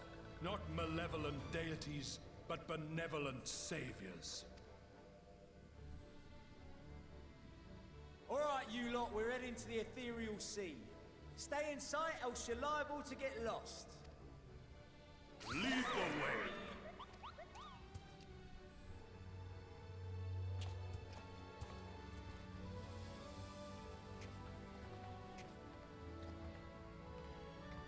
May we have a moment? In anticipation of the day man might journey to the stars, we developed these.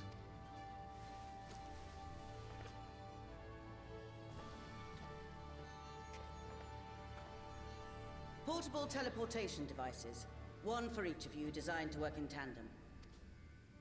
Press the button on one, and in a matter of moments, all 8 will activate and send their owners back to the Ragnarok. There is no telling what hazards you may encounter. If you find yourself separated or lost, please do not hesitate to use them. Be safe, all of you, and come back.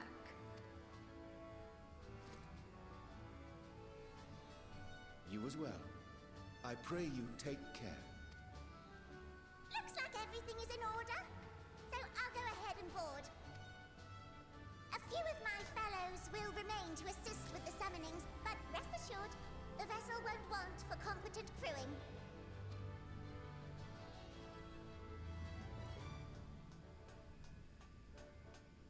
If you are ready, then you should board as well. Go, and Godspeed.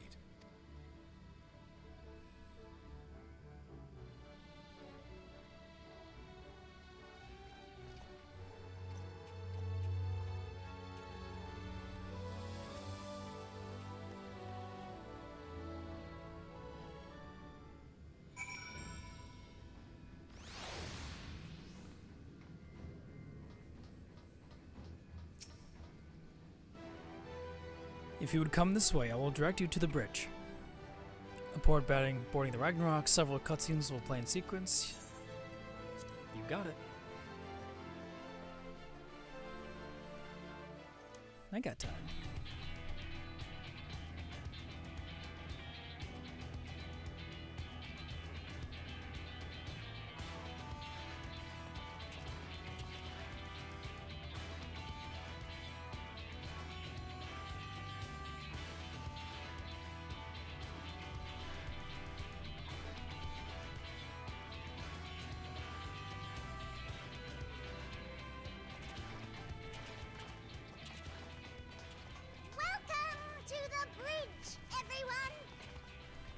I hope you have everything, because I can't be bothered turning back.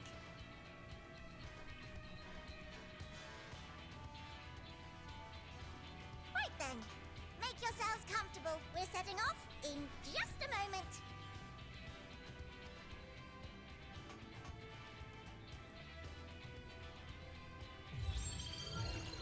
It's time to fly through the stars. It's incredible.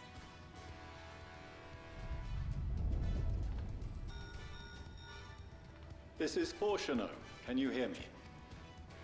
The preparations for the summonings are complete. In accordance with the 14th phase of the plan, we have moved the Ragnarok to the launch site. The gates are open. You may depart when ready. So, are we ready? As ready as we'll ever be. Let's get going. Oh, come on. The burnt-out star's got more fire in its belly. Try it again, with feeling.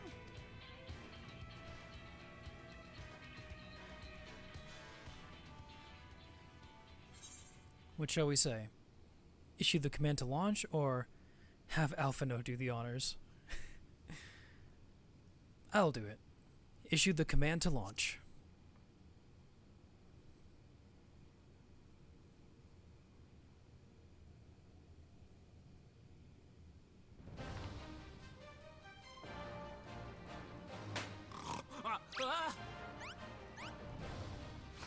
Engage!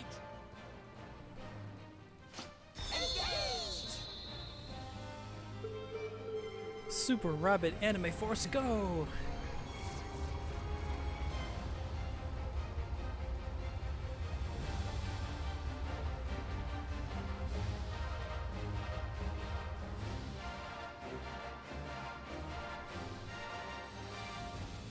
Sleeping ways you right now?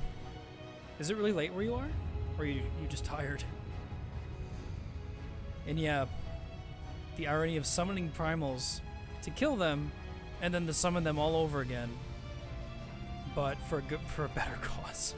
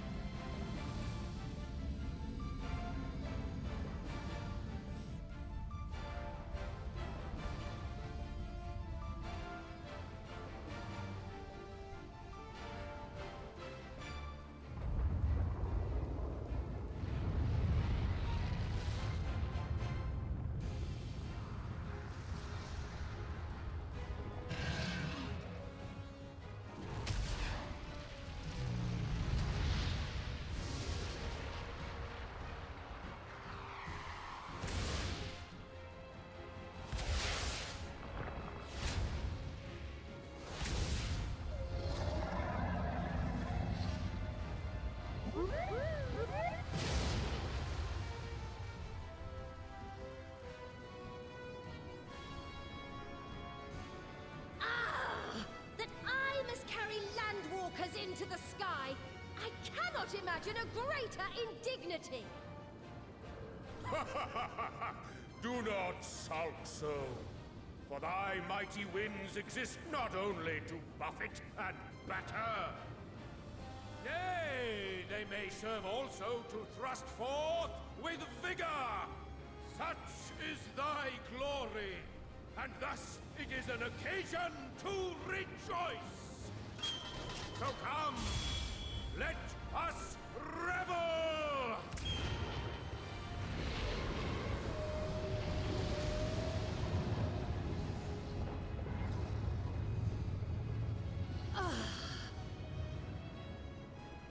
So long as the wind blows freely, I suppose all is as it should be in creation.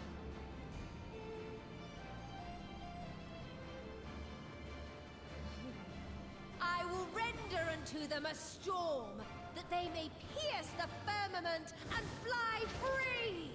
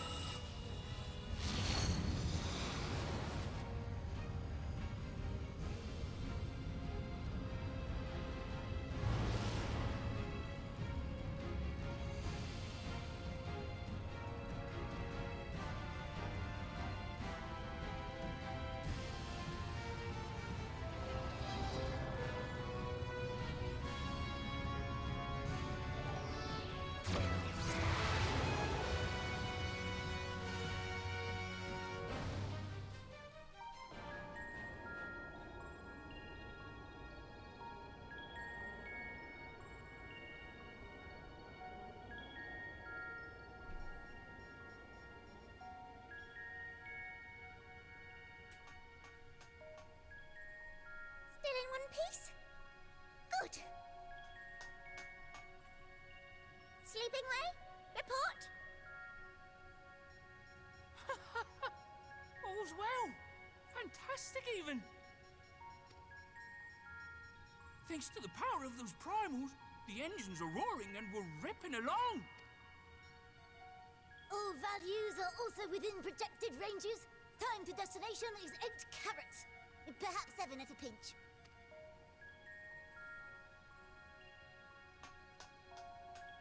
All right, let's go over some points of caution. Our destination, as you know, is Ultima Thule. Lest you wonder, the place is not a star so much as a patch of emptiness. That's the extent of what our equipment could determine, anyway. From what we know of Meteon, she's likely used dynamis to obfuscate her location. So, in conclusion, we'll only know what's there when we get there. The crew and I will see to it the ship's ready to take off at a moment's notice. We'll support the search as best we can, but it'll be your paws on the ground, assuming there is any. But everything will be fine, I'm sure. Heidelin believes in you, so you ought to believe in yourselves. Just don't do anything I wouldn't, like waiting too long to use those portable teleporters of yours. Personally, at the slightest sign of trouble, I'd mash the button to bits, and you should as well. Understood. We promise to be careful. I suggest you brace yourselves. We're about to arrive, and the vessel will shake a good bit.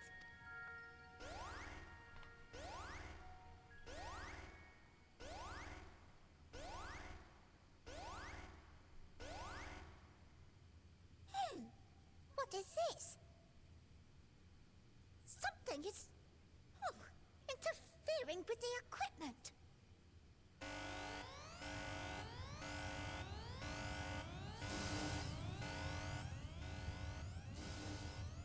Well. Greetings. Oh no.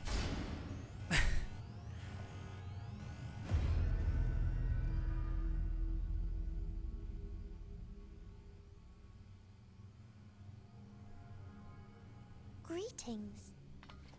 Can you hear me?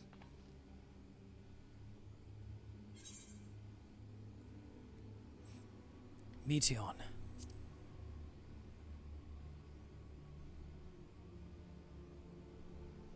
So this is Meteon. Oh. Have you met one of my sisters? I don't remember meeting you myself. But I do know that you're from Atheris. Why have you come? All you had to do was wait. I would have delivered to you your ends.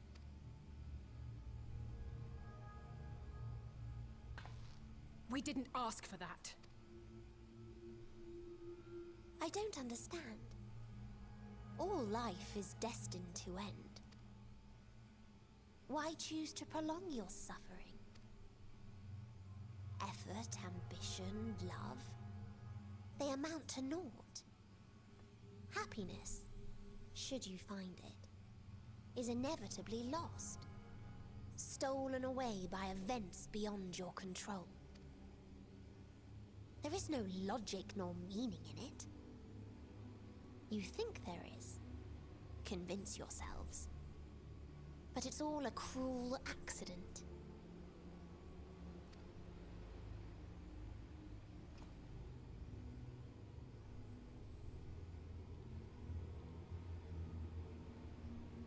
Come now.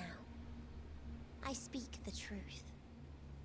A truth you would recognize if you looked up at the night sky.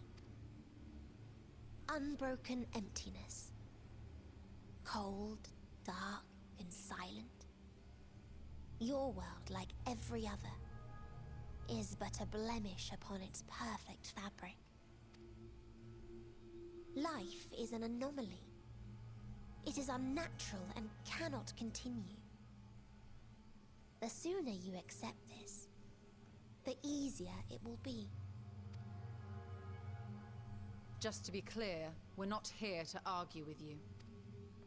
We know that life is fleeting, and that in the short time we have it, we're not assured happiness.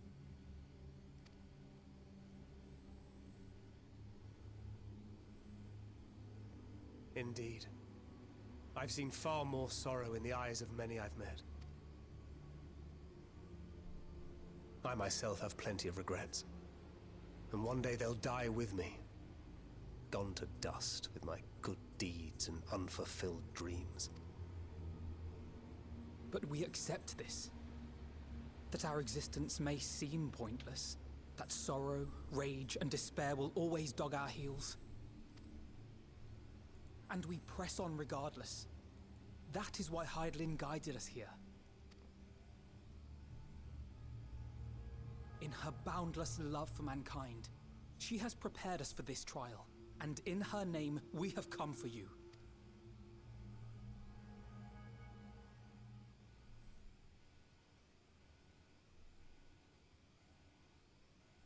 Yes, I sense it. A burning passion like unto fury. I know it well. For the same passion once burned in many a star before yours.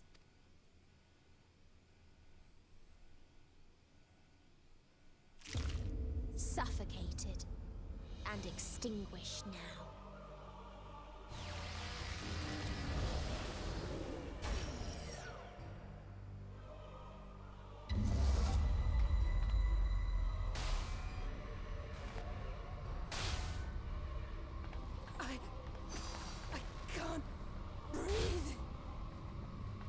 You approach the bounds of my ultimatum, where emotions dictate reality, where resignation and acceptance unite to embrace the end, where those who yet valiantly cling to life cannot thrive.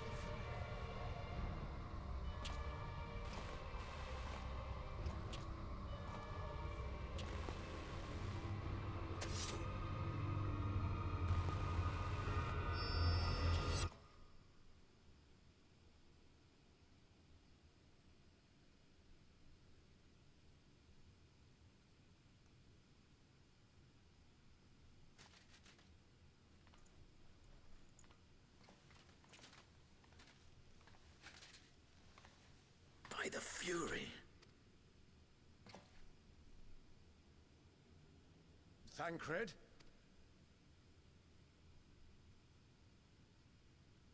Meteon has gone as well.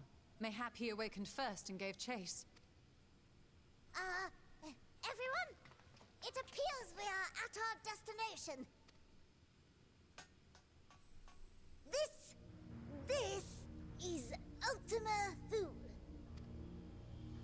Not that we knew what to expect, but I wasn't expecting this. From atmospheric composition to ambient temperatures, all reading to within permissible range. This place is capable of supporting life.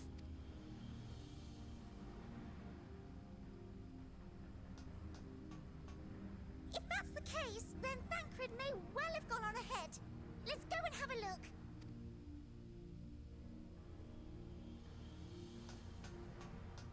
Meanwhile, I want the rest of you to perform a full inspection of the ship, as well as a biological scan.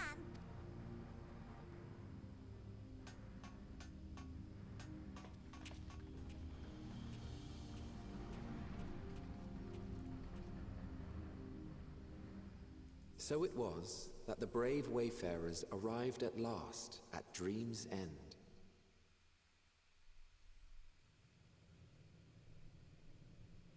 In following their path walked and history written, I am made keenly aware of one truth. Though the curtains may fall again and again, so long as others take the stage, ever shall there be more tales to tell. So, let them bring it to a close, I say. Let the curtains fall upon this. The final chapter in the tale of the star. We've made it to Ultima Thule. Is this a dead star? As I live and breathe, I live and breathe. Well, the environment itself shouldn't kill us.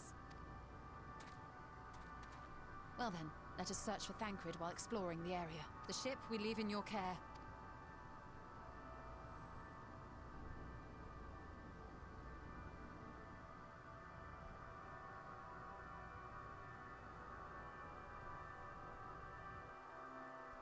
I love the music here. It's really good. I can't guarantee it will help. It will be of help in these strange surrounds, but I've readied a provisions node in case of emergency. Of course, if you encounter any real danger, I expect you to return to the Ragnarok at once.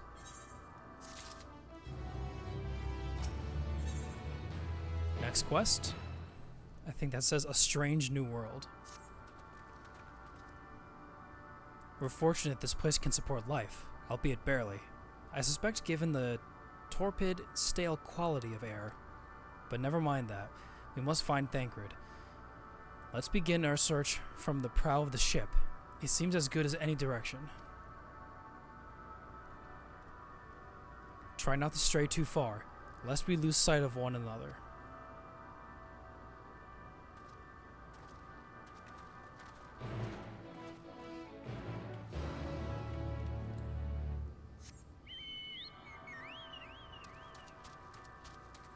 This place is really cool, though.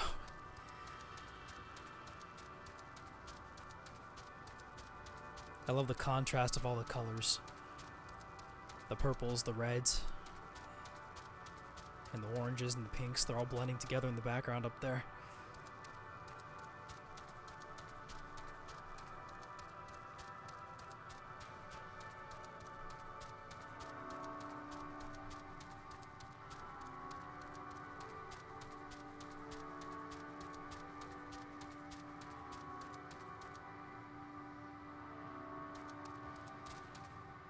Please turn around, dragon. I need to get through. Thank you.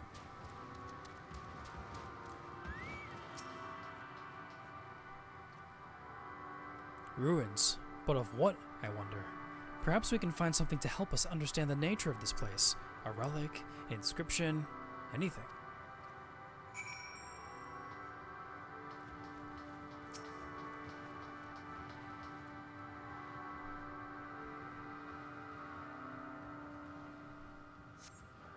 The metallic pillar has been partially melted, like something in the distant past.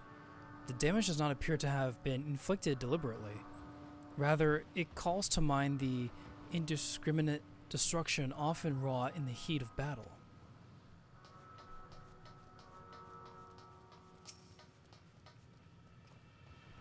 Look here. This part is relatively intact. The intricate design of the top suggests it is man-made, though its builders are surely not men as we conceive of them. Having said that, I swear I've seen this pattern before. Oh, hi.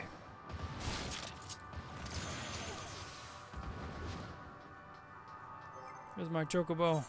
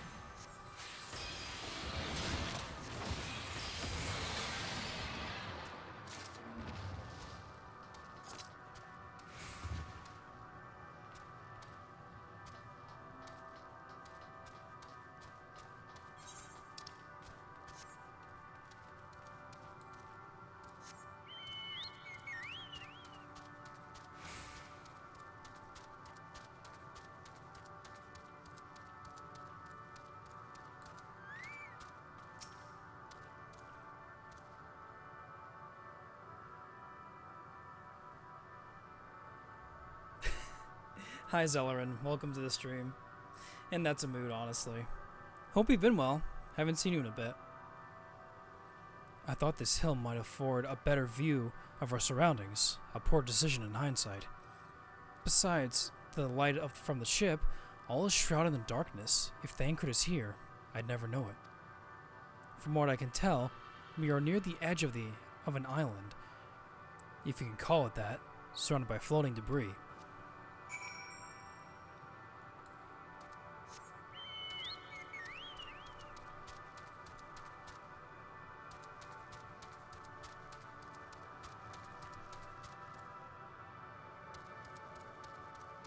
Oh, you're playing Stepmania with bare feet? Probably not the best idea.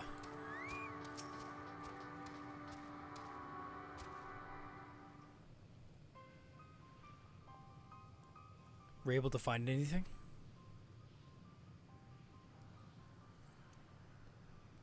As I feared, and still no trace of Thancred.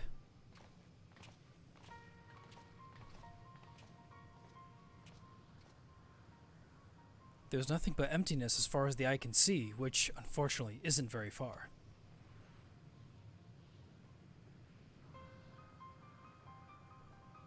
Though I can't help but suspect that someone or something is here. There are times when I sense it drawing closer, and then a chill washes over me, leaving me exhausted. Leaving me with feelings of death and anguish.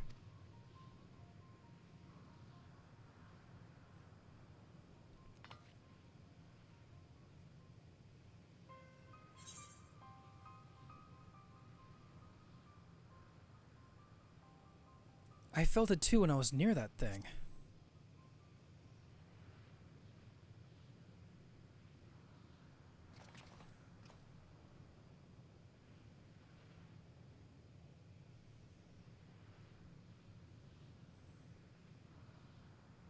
What are you talking about?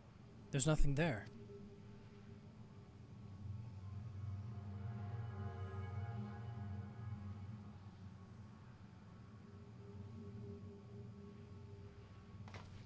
Before we jump to any conclusions, perhaps we should search elsewhere. Agreed. We've found only more questions than we are in desperate need of answers. There's a far stretch of terrain from the ship's starboard we've yet to explore. Let us try searching there then.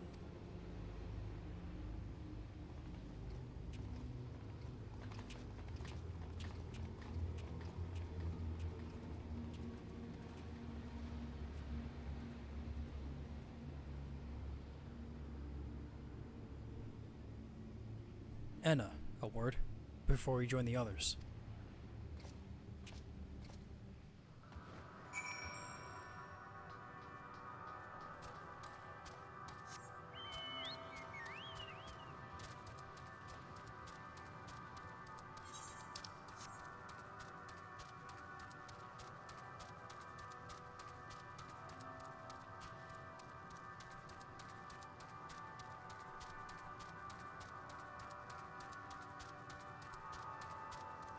Yeah, she's seeing things, right? She forgot her sanity pills.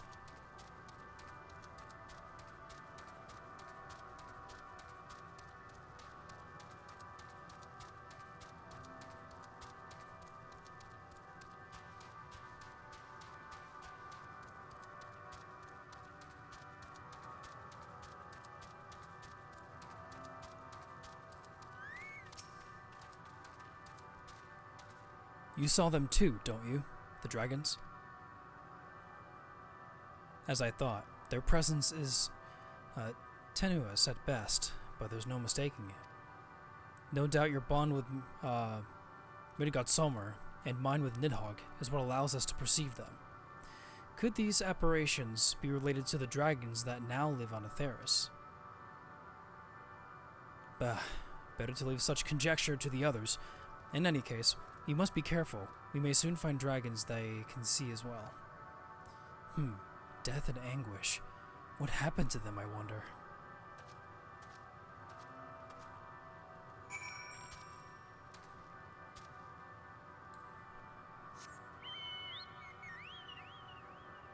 Well, as long as your feet feel better soon, Zellerin, then that should be alright.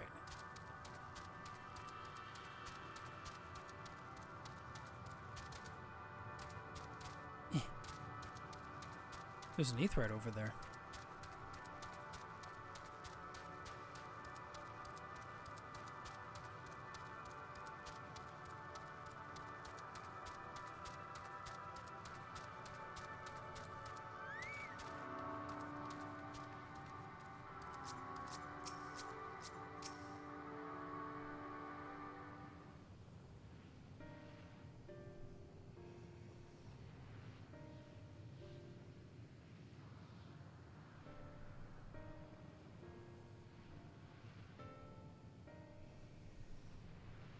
Dragons?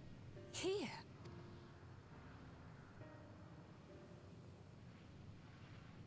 What you see is a memory of a world that once was.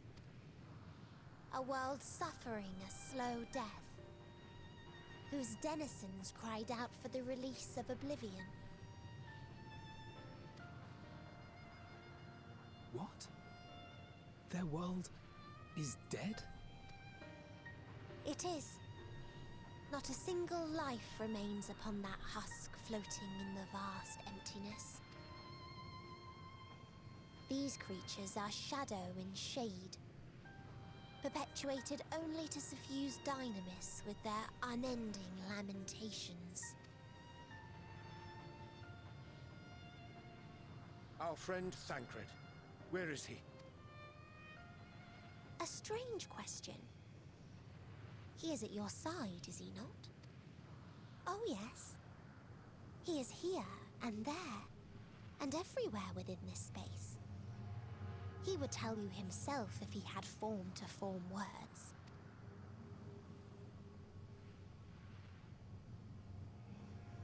Huh. Such loathing and uncertainty. You don't know why you still exist. In like manner to the oblivion I send. I tried to drown out your ether with dynamis.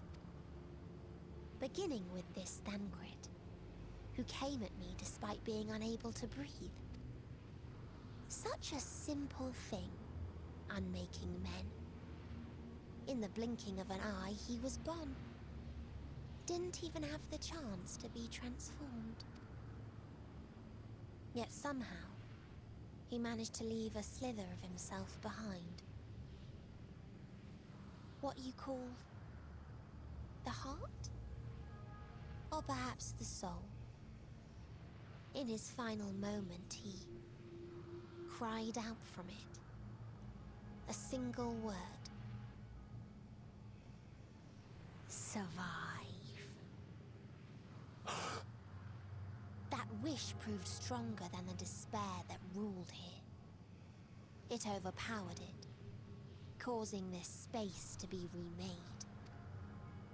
Into a place you can perceive, and where life can endure. That you draw breath is proof that his soul lives on. For how long, however, remains to be seen. Well then, we should hurry and tend to business.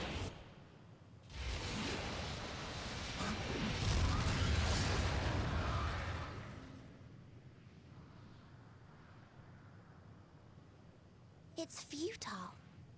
You will never reach the true me.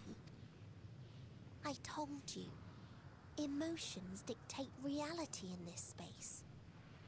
Such changes as you might work will not alter in its nature. You may see, but you cannot touch. Walk, but not advance.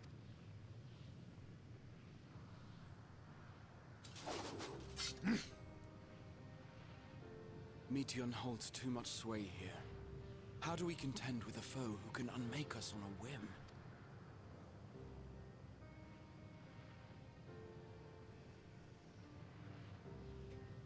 I do not know. But Thancred gave his life that we might come this far. We must press on. Agreed. We cannot turn tail here. Not without something to show for our comrade's sacrifice.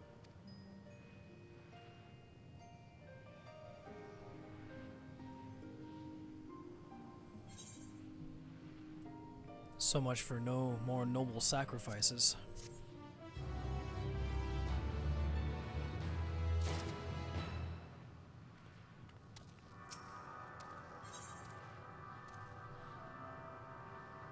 On burdened wings. The text looks like it's malfunctioning or like deteriorating. Soul without a body, a form of being with which we are not wholly familiar. Indeed, if we exited in a familiar state when residing in the first, the circumstances are rather more dire than that. 'Tis true, but I choose to believe he is not forever lost to us. Regardless, in sacrifice he hath afforded us a chance to prevail. Let us not squander it, and ascertain in the nature of this realm, though we might confront and defeat Meteon. Estinian, Anna, would you accompany me in speaking with the dragons? Mayhap they can enlighten us. I would ask the rest of you to survey these surrounds. If there is a path that may lead us to our quarry, we must find it. Very well. We can reconvene here when everyone has finished. Meteon said these dragons are shadow and shade, from a world whose denizens sought oblivion. As such, they're not like to be amenable to company, let alone conversation. So please, be careful.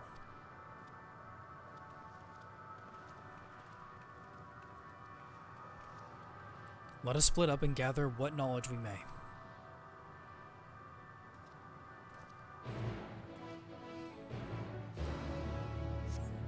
Before we do any of that, though, we need to attune to the Aetheryte.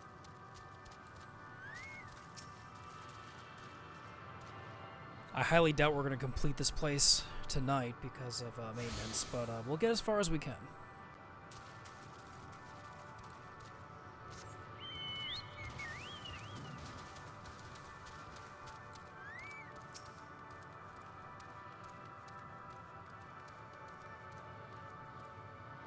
A visitor, not of this star. Could thy slender hands bring plague to our world? Thy breath extinguish life's feeble flame. Oh, how we would adore thee. Alas. With time our flesh shall wither, our souls fade. And so we wait for its inexorable march unto oblivion. If thou art not come to hasten our demise, I bid thee leave us. We crave not companionship, only silence.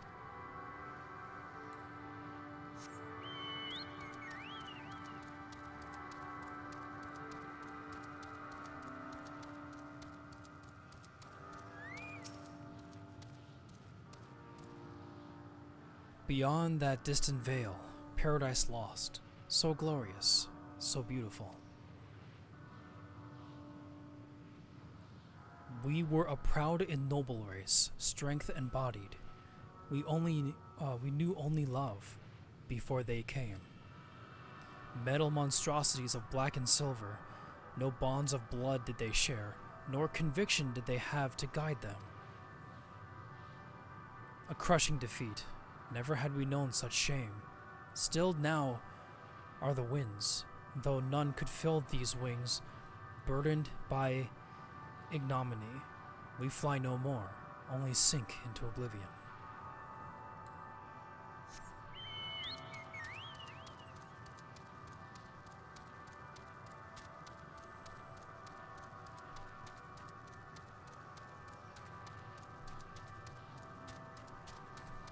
This place is really sad and depressing. Kinda like life sometimes. It do be like that.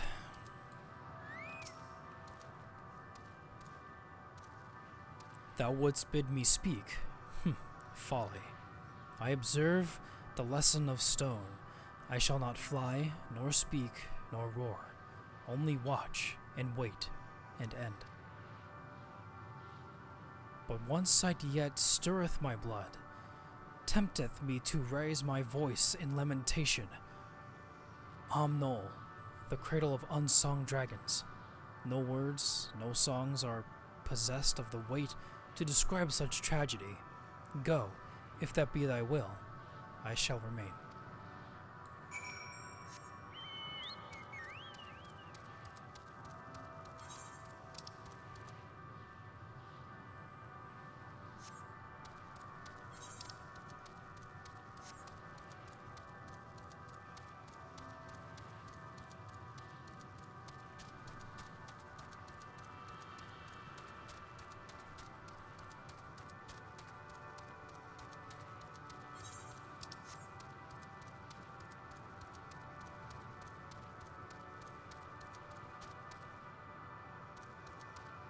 Level cheater? That's a hunt. Let us not engage.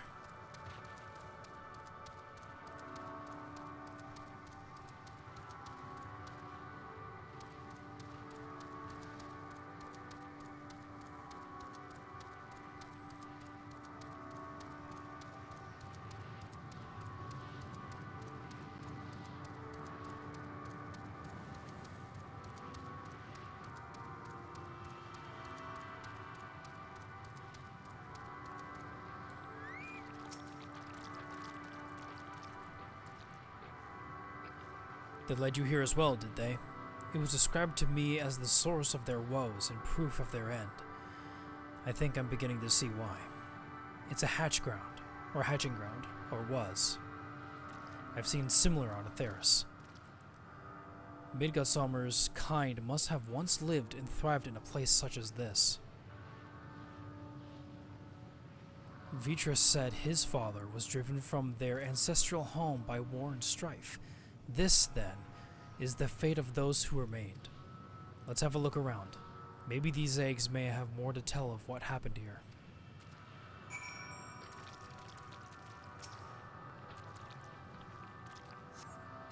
Inside the shattered egg, you find the remains of an unborn dragon.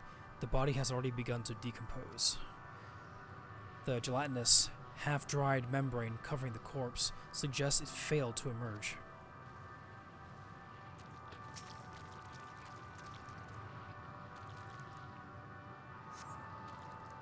Gingerly lifting a large egg from the viscous mire, you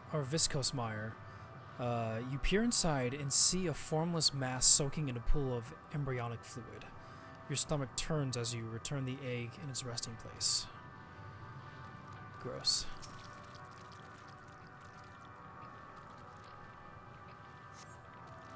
A murky liquid has pooled inside this eggshell. The noxious odor is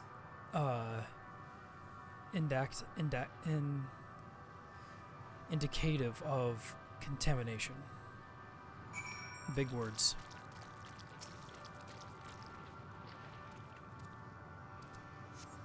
This egg appears to have been broken from the inside out. Perhaps the dragonette within succeeded in hatching. What's this? I thought all the eggs had been ruined. If the dragonette has indeed hatched, there is no sign of it here, or its sire, for that matter. We should look for them. You start with the cliff tops, and I'll search the plains.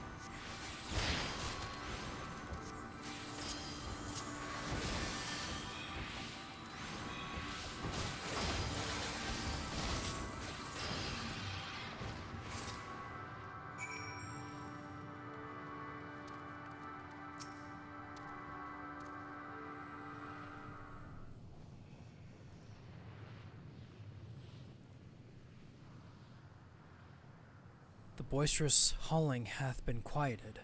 By thy hand, I presume.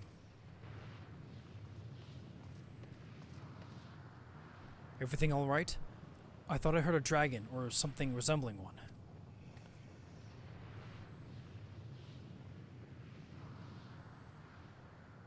Ah, I see what's happened here. Was that your child? Perhaps. Some eggs within Omnal are indeed mine. If life within one did quicken, the beast thou hast slain may have be of my blood. Yet I do not recognize it, twisted and malformed as it is. Not a dragon in truth, but a reminder of our failure, a testament to our shame. Explain.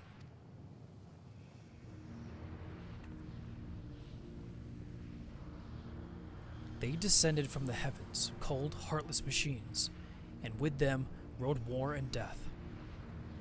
With fire and fury, rage and rancor, we gave answer. 'Twas a long and bloody battle, but only the beginning. Untold chaos and destruction swept over the star. In the end, the invaders were victorious. Yet, when they looked upon their prize, they deemed it unfit for requisition. We were abandoned to our ruin. The survivors sought to put away their shame, to rebuild, a futile effort. In purest soil, replete with ether, did we once cultivate our nesting grounds, but our lands were barren, and any eggs nurtured in such desolation were fated to rot. What few survived to hatch emerge as abominations. We shall have no new progeny. But there are dragons among you capable of journeying to other stars. That there are. Many would make the attempt, each bearing a clutch of eggs. The richest stars were home to the harshest rulers, and the arrival of dragons incited contests of supremacy. When the fires faded, the wars lost and won, they too were reduced to ash and waste. 'Tis the curse of those who seek life, to be drawn into conflict, to conquer or be conquered. A vicious cycle we now choose to break. We tire of conflict, of everything. We wait now in sweet, merciful silence, free from strife and suffering, still as stone. Wait, you claim your kind is doomed, but there is another star.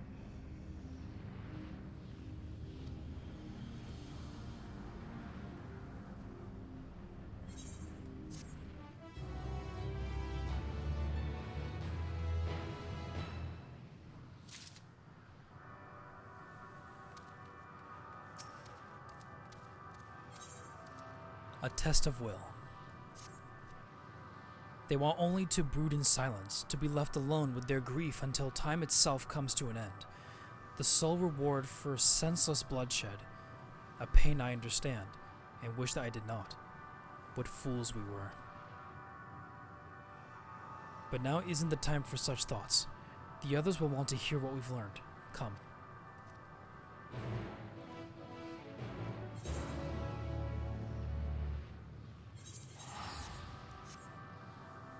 Let's go ahead and teleport.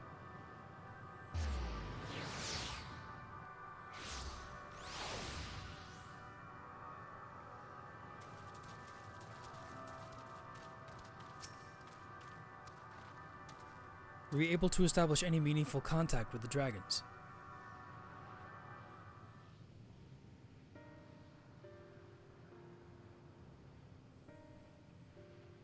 I see. They wish to escape what they perceive to be a cycle of conflict. Thank you, Anna, Estinian. As for our part, I believe we are more acutely aware of our confines than before. We started by traversing the perimeter of the island to see if there might be a path leading off of it. Sadly, there was nothing to be found. There's no small amount of debris floating around. Could there be enough to serve as a bridge to lead us elsewhere? I considered that, and so I tried throwing a stone into the potential platform to judge its integrity. But it never reached its mark. As it crossed an invisible threshold just beyond the boundaries of the island, it vanished, only to reappear above me and fall at my feet. Would I not be too quick to presume that what we see outside is this space as it appears? Which is why I returned to the Ragnarok and asked the Loporrits to search for a potential path. However, the ship's instruments failed to provide conclusive data on the surrounding area. Until we know more, I think it is too risky to attempt flying to another island. What Meteion told us before, that emotions dictate reality here, might be the key, but I'm not entirely sure what emotion might manifest a bridge to lead us to safety. So what you're saying is, we've no way forward.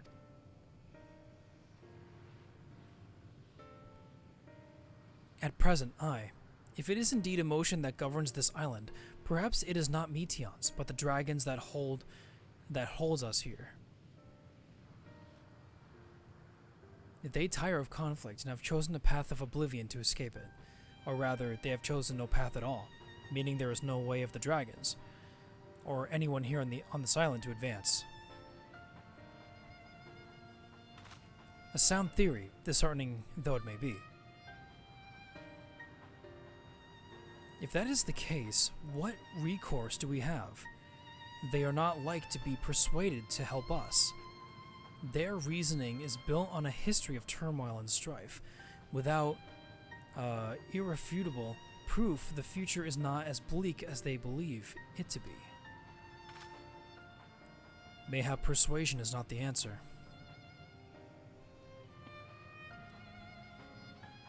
Meteion meant to unmake us then and there on Ragnarok, and she would have succeeded if not for Thancred's determination. She conceded it was strong enough to overpower the despair that otherwise rules Ultima Thule, and reshape it to a degree. Perhaps it can be done again in like manner, by overpowering the prevailing emotions. 'Twas Ultima Thule's architect, Meteion herself, against whom Thancred did put himself in a clash of wills, though I marked no lead among them. As such, I did chance to encounter a dragon possessed of despair far more potent than most, potent enough, mayhap, to dictate the course for others, and thus their domain to follow. He spoke but few words, carefully chosen, their tone and timbre alone threatening to rend my heart in twain. Challenging his desire to remain may allow us to alter the island upon which we stand. Alas, I fear my vaunted rhetoric availed me naught against his calcifying heart, but mayhap one of you will fare better.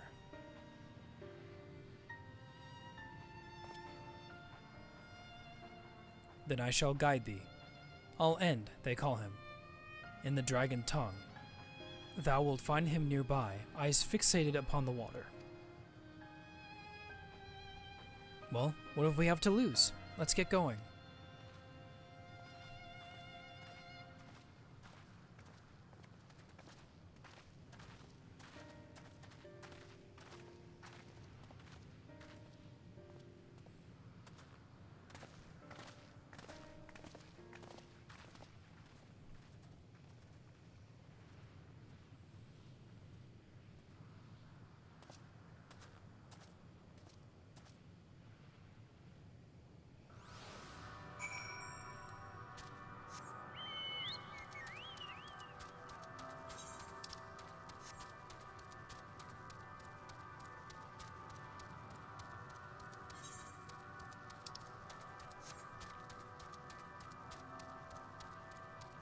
And off we go to find said dragon.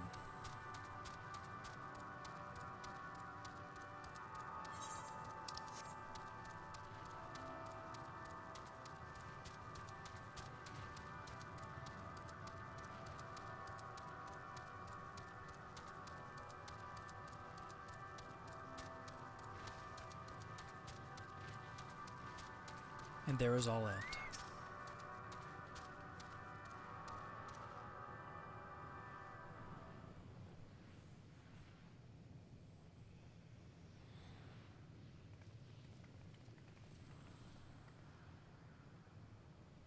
He remaineth as he was when I first approached, entombed in melancholy.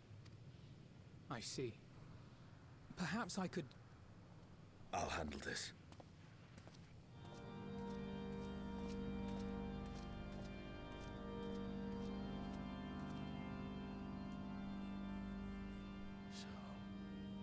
Waiting to die like all the others, are you?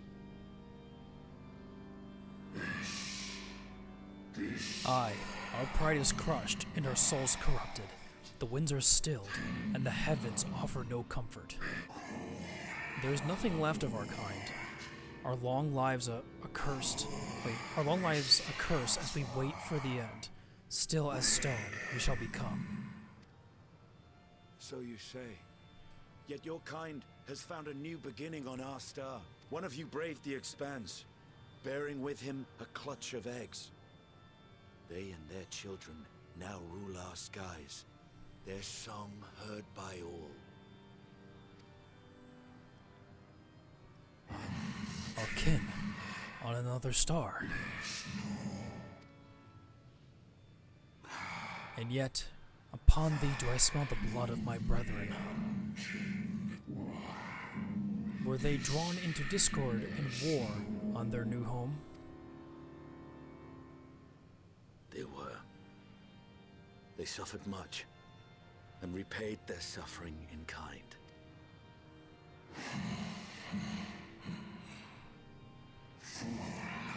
It mattereth not whither we fly. Ever will sanguine ocean await us. Ever will retribution's wheel turn. And so, on the last of my pride as a dragon, I break free of this wheel. I renounce conflict, exile myself from the other, never again to be touched by the flames of hatred. Had your brethren made the selfsame choice, my family might still be alive. Yet lasting peace does not come to those who simply retreat from conflict. No, you must be willing to confront it, to stare into the face of your foe, and see yourself in him. Only then can you break the cycle of torment and tragedy. This lesson, a dear friend taught me at the risk of his life. There is no nobility in your penance. You wallow in self-pity. And after everything we've endured, we will not let you stop us.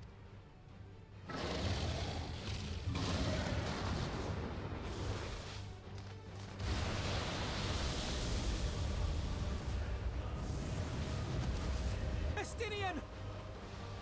Stay back!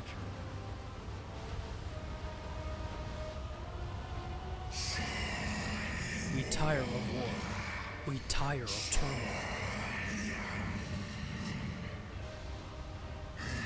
Dignity tarnished, crimson stained.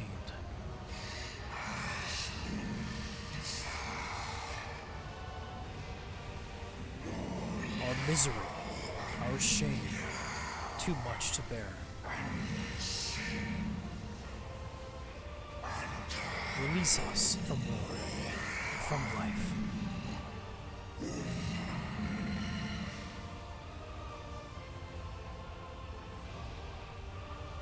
I see. This is the emotion that bars our way.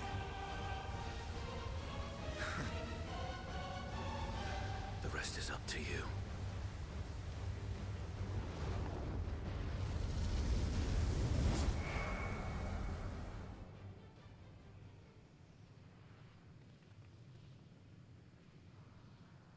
No!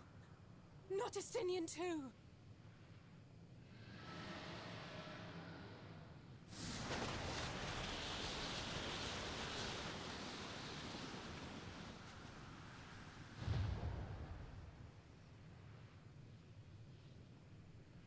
There's a wind.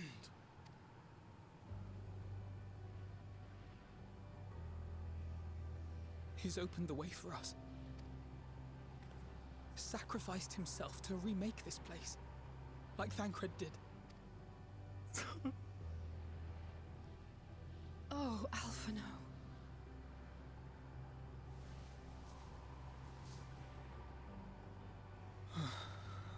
Come. Let us follow the wind. It will not lead us astray.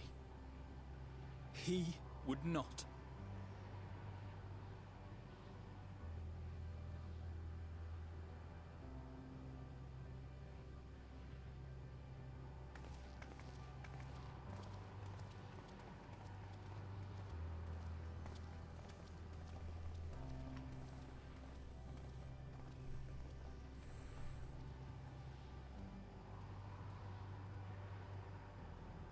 The feels keep on coming.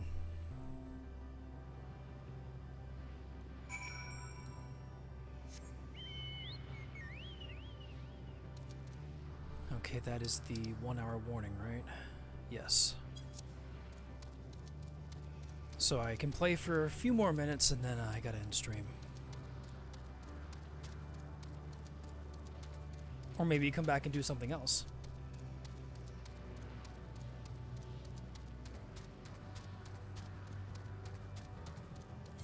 So we need to go up there.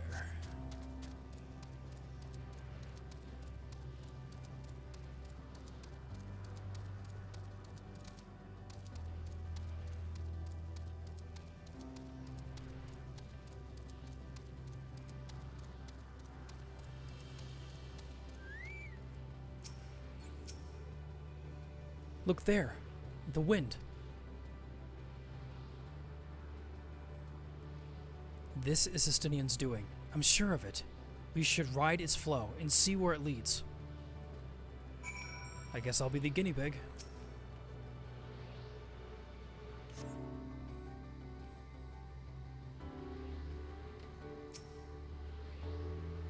A powerful gale has delivered you to another island. The other scions should arrive before long.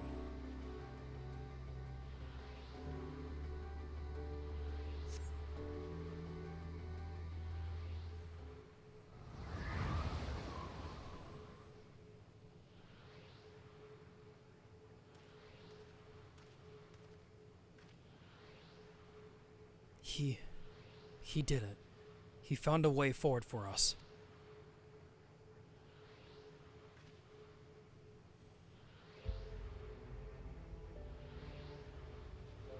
The dragons remained trapped within a prison of their own making, lamenting the horrors of war. Yet Estinian knew them better than most. He was a man of honor and a dear friend, willing to fight to the very end for what he believed was right. And he's still fighting Alpha now, just like Thancred. Their sacrifices are why we can survive here. Why we still have a chance to stop her. Even in spirit, they're unwilling to give in to despair, and we mustn't either.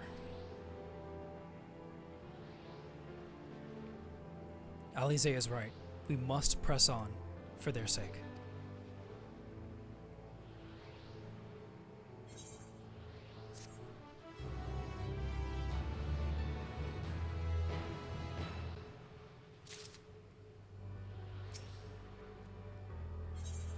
Next quest. Roads paved, something sacrifice. The text is really starting to deteriorate. As Yustola and Alize said, we must continue.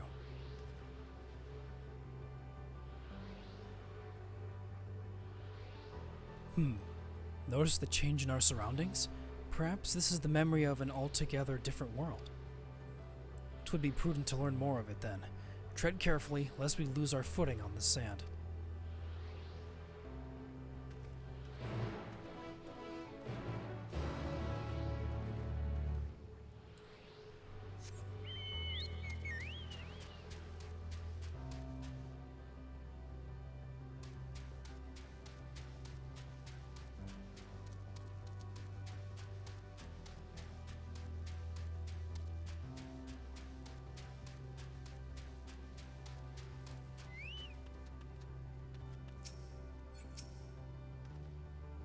Oops, not.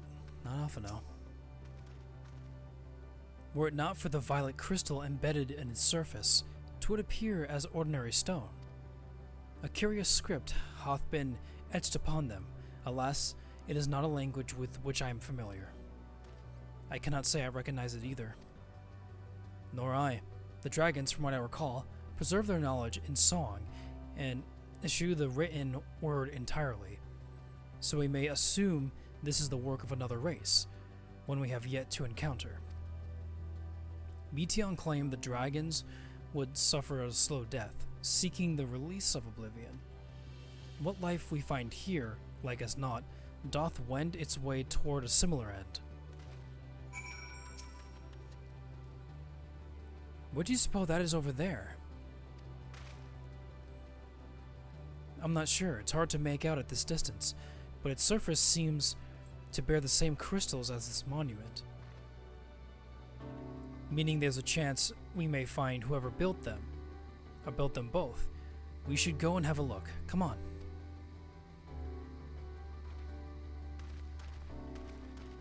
Yeah, more questions than answers, definitely.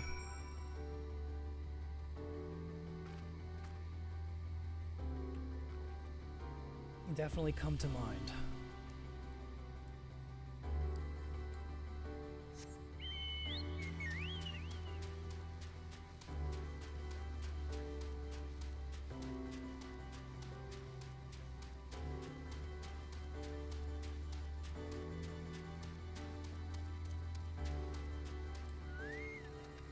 Ghostly figure.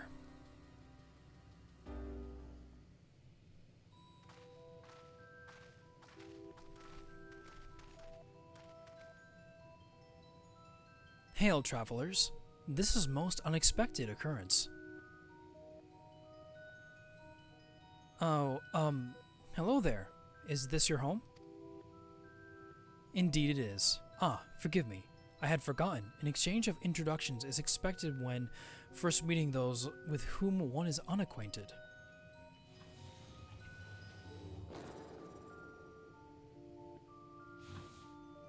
That's a cool trick. When the vibration of vocals folds was still required to convey our thoughts, in intention Ea, I believe, was the pronunciation we used when referring to our people. Though it is not entirely applicable, given our present state. You are welcome to use this appellation. As for nomenclature to address my individual person, I believe it would be pronounced Kofkugd. Yes, Kofkugd of the Ea.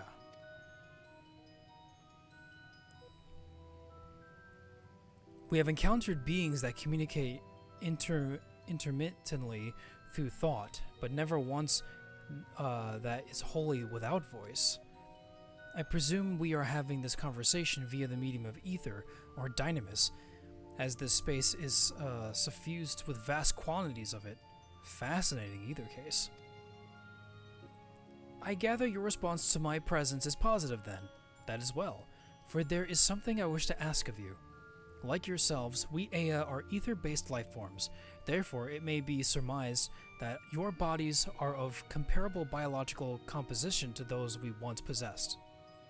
I have a number of queries regarding your subjective perception of the five senses: sight, sound, taste, touch, and smell.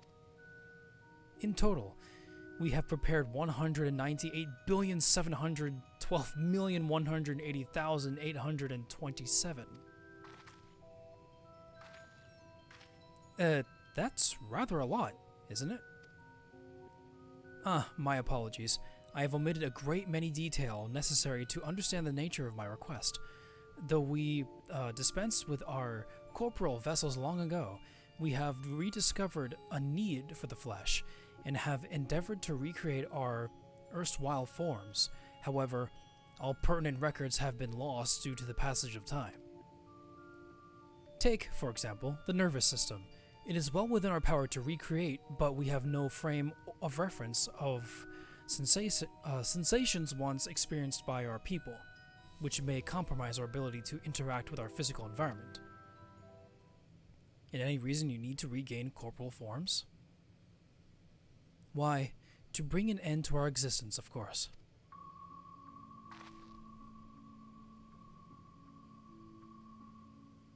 Though need is perhaps too strong of a word, it would be a simple matter to unmake ourselves through use of etheric exsanguinators, but such a death seems inadequate.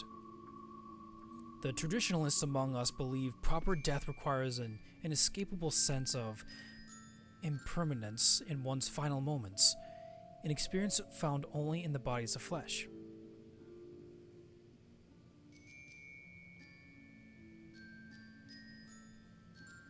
We should very much like to hear more of your plans. In exchange, we will answer any questions you have to the best of our ability. Such an exchange of information would indeed prove useful. Very well. To ensure an efficacious exchange, I hereby invite you to our home.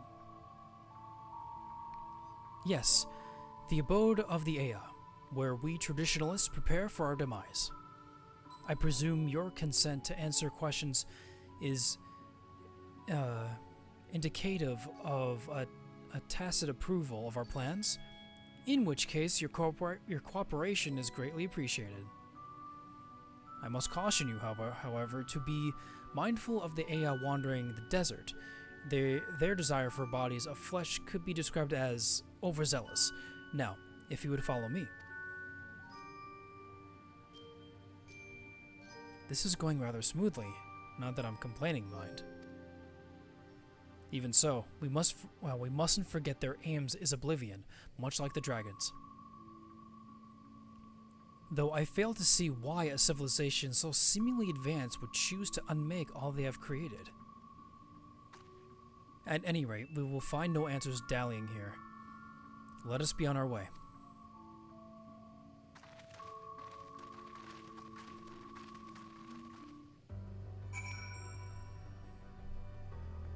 Lapis and Los both, thank you very much for redeeming drink water.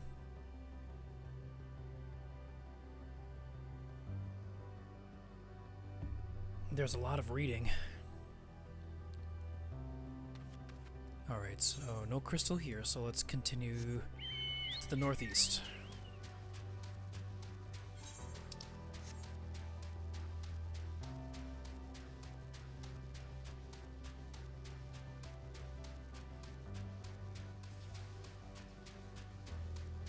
Oh, Lapis, thank you so much for donating 200 bits.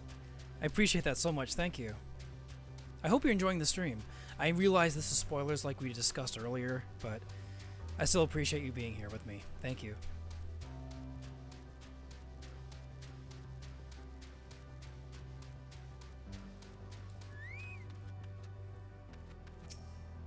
Oops, not Ishola. Oh, and I spy a wildlos. Wait. You dyed your hair and your coat's red. You are Dante.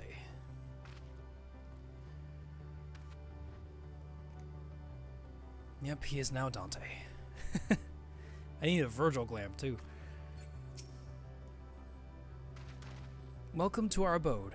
Most of our compeers you will find remain idle in their domiciles, though your quizzical expressions indicate my phrasing is unclear.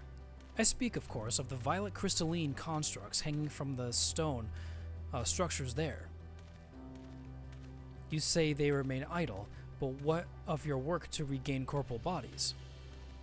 An astute question, and understandable, given your finite nature. We have no desire to pursue our research, for it is no longer necessary. If, in our idleness, we are struck by sudden inspiration, we rise to pursue said inspiration to its conclusion. That is why I was present for your arrival, and why I continue to engage with you still. But while the others are not currently in a motile state, rest assured they would not object were you to disturb their respite. You need to only cast your thoughts towards one of their crystalline domiciles to communicate.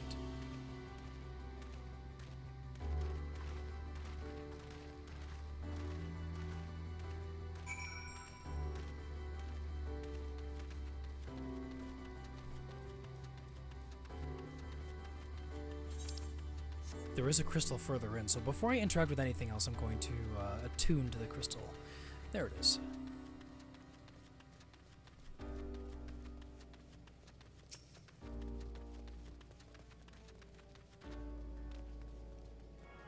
We got about 45 minutes left of stream, probably less, before 14 goes under maintenance. So now we have to talk to the... So these are where the Aya live. They live in these crystals. And I guess when we project our thoughts to these crystals, we can communicate to those inside. You wish to speak? Very well. Pray, a moment, if you would.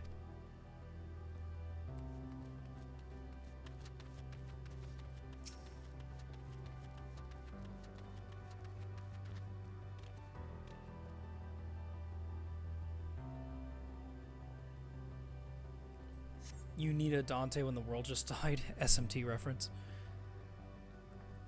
Why we seek our end, you ask? If you wish to know, I will tell you. Just a moment. I must remember, what form did I take when I last emerged?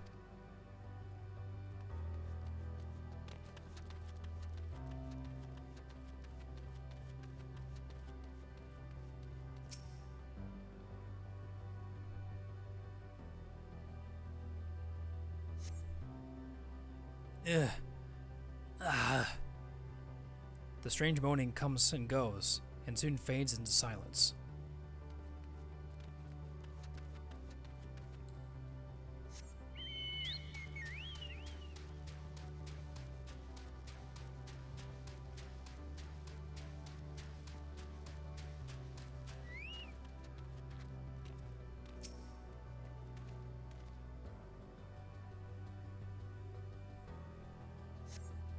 You cast your thoughts towards the crystalline domicile, but there is no response.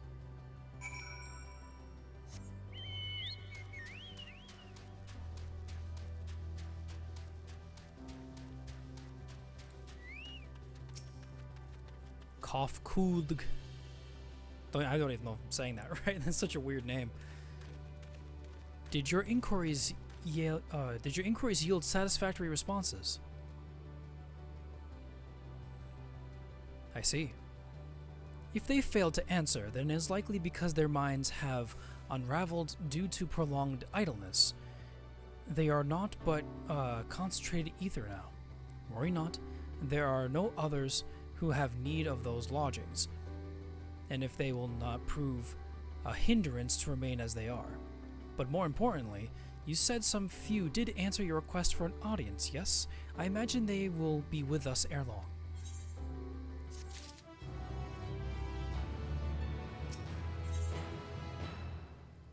Fresh abandon something. I think that's what that says.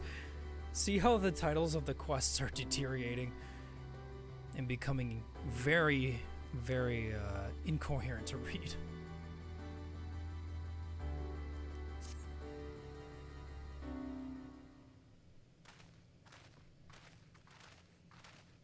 You call him Cough Cold? I had no luck, but everyone else fared well enough. Quite a few Aya have awakened. Ah, there they are.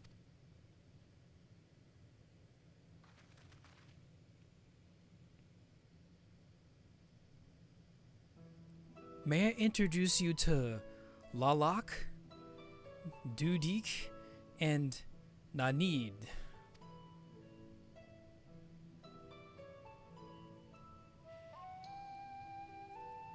It has been so long, Kofkud. I dare say, Solder the Fourth has since completed an orbit. Indeed, until the travelers brought it to my attention, I hadn't noticed how unraveled some had become. Travelers? Ah, of course, of course. The ones who wish to know why we seek to regain corporal forms. The truth of the matter is plain to see as the neighboring systems, but my single account would fail to satisfy the requirement of scientific objectivity. Thus I did bid them awaken you. Am I the only one who struggles to tell who is speaking? Nay, thou art not. In the absence of corporal forms and the divergence they afford, mayhap such similarity in voice is unavoidable. By the way, Kofkud, have you already observed the requisite custom for the travelers? That which one is expected to do when receiving guests, a matter of proper form.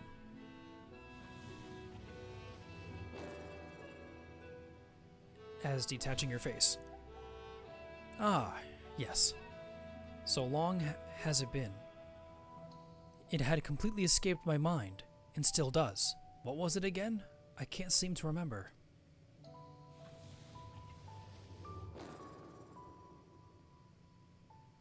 Neither do I. I was hoping you would. Perhaps we can search the archives for the answer. Come now, Nenid. The archives have long been frozen, lest we subject ourselves to further dolor. Surely you recall that much. Ah, of course. Food. The custom is to serve food. Beings of flesh such as they must regularly replenish their ether. By contributing to their replenishment, we communicate our friendly intention. That's right, that's right. We duly invite you to join us for a communal repast, after which we may engage in a leisurely conversation. If we have a chance to learn something, then I see no reason to decline. Excellent. If you would care to follow, we shall feast you on the purest ether.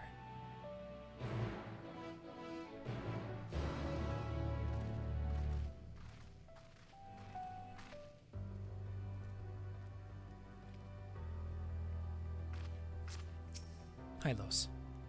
Here, have this. And this. Ah, well, thank you for the regen.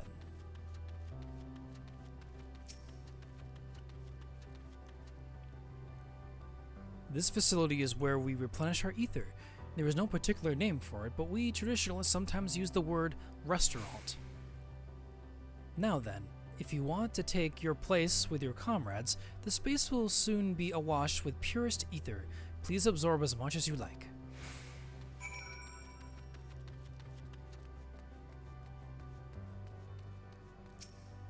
We're all standing in like some sort of summoning circle. You brace yourself for a rush of sweet, sweet ether, but nothing seems to happen. Perhaps you need to wait a little longer.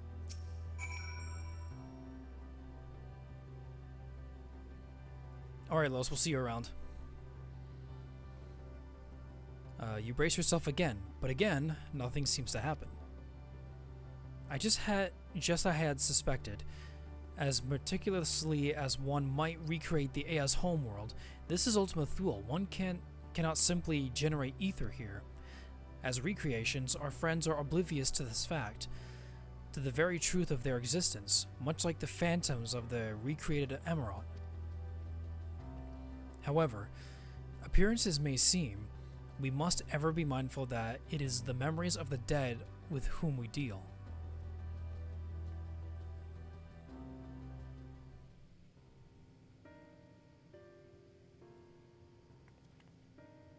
So, did you have your fill of ether? Alas, we couldn't absorb it. A deficiency in our forms, it would seem. Oh, how very unfortunate. May I ask how you normally replenish your ether?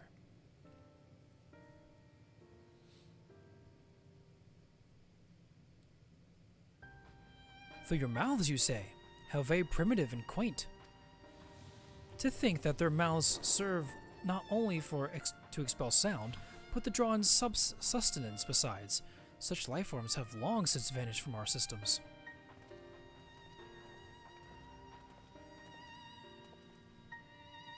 Though we regrettably could not partake of your magnificent feast, rest assured we feel your welcome most keenly. In the course of acquainting ourselves with your sophisticated ways, however, we could not fail but wonder, Wherever do you wish to obtain the vessels of flesh, and thence to vanish? Will you not favor us with an explanation?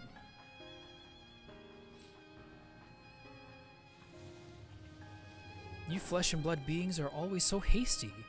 It does have its charm, however. Very well, we shall indulge you. In the beginning, when the Ea yet possessed corporal bodies, our ancestors dedicated themselves to the pursuit of knowledge and technological advancement. By transcending all limitations, we believed we would eliminate sorrow and abide in true happiness. From the tangible, such as the land, to the intangible, such as labor, there exist myriad hindrances to progress. But the most confining of all was the flesh itself. Our natural lifespan was distressingly middling, you see. Too short to enjoy unhurried lives, yet too long to be considered disposable. Furthermore, to simply maintain the integrity of our bodies demanded considerable resources. But we managed to solve this problem. After long years, we discovered how to become non-corporal entities with the everlasting lives, untroubled by the failures of the flesh. Thus changed, we had more time and freedom to continue our scientific pursuits. We went on to make even greater strides in our quest to transcend all limitations until we finally decided to challenge the last of them all, the limit of knowledge. That is to say, deciphering the laws of creation. We sought to discover how the universe came into being and explain all extant phenomena, and thence predict the future. If we could but achieve this, we believe that we would be free from uncertainty and anxiety. And did you find the answers you sought?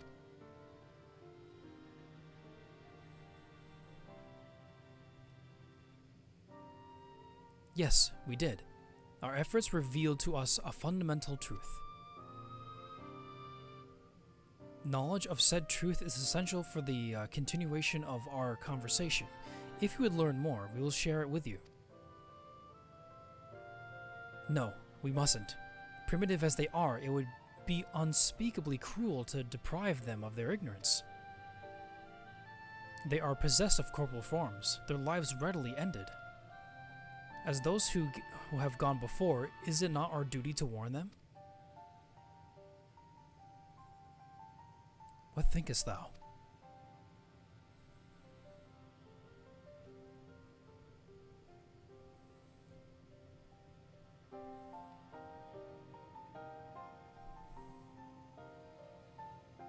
We have deliberated and come to a consensus. If you are resolved to know, we will disclose to you the truth we discovered, the truth of the universe. Seek us at the stone pillars just outside the bounds of the abode, a place called Elegea.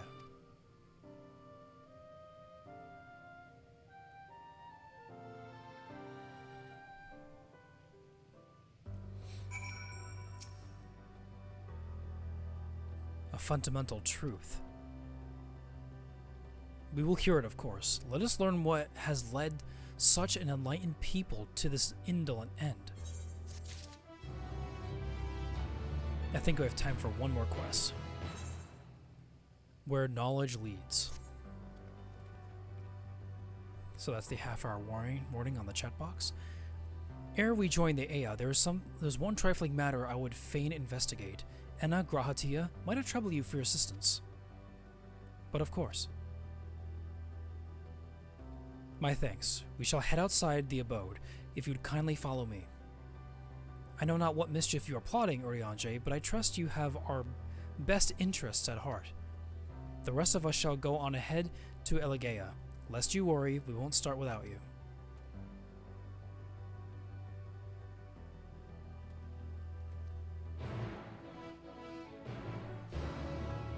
Is there a coat like Nero's coat? I don't think so.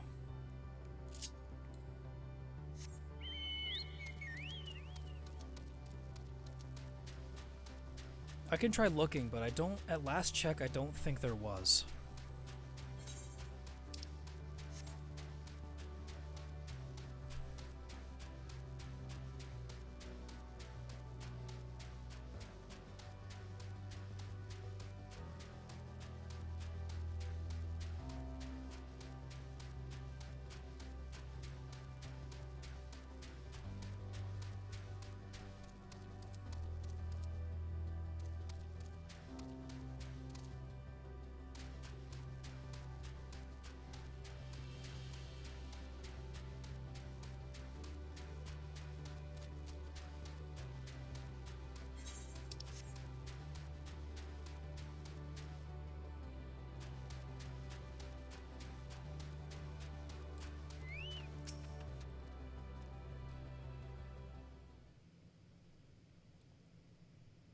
Aye, this place shall serve.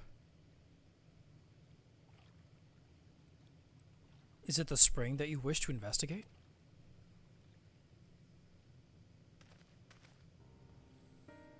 Pray forgive me, my friends, but there is naught to investigate. 'Twas but a pretense to speak in private.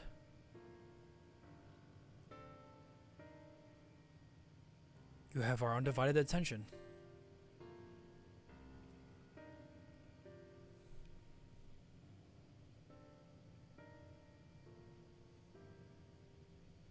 As we have established, here in Ultima Thule, those denizens of ruined stars are recreated in their twilight days. Yet one question doth arise in my mind.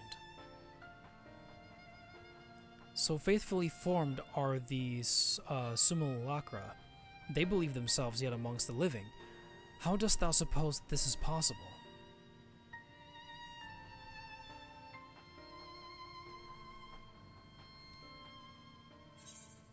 Let's see, we should say Meteon has taken their hearts into herself. Meteon made contact with them while they still lived, or I couldn't begin to guess. I'm going to say the second one. Meteon made contact with them while they still lived.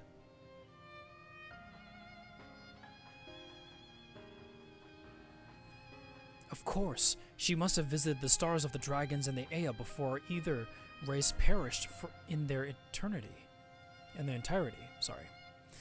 Thus could she make their emotions her own, and with them create more faithful simulacra than she had relied on any historical account. So too did I theorize, and upon that assumption, consider those two races may have met their demise. According to thine own tale, Meteon perceiveth the emotions of those nearby as her own. A heightened sense of empathy, intrinsic to her nature as an enteleki.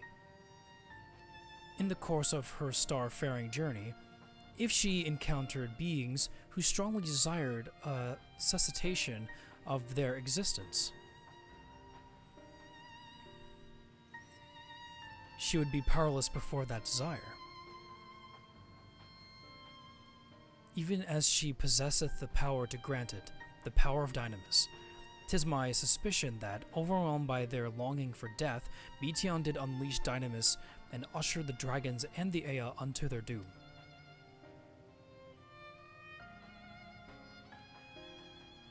Of course, such was not always the outcome.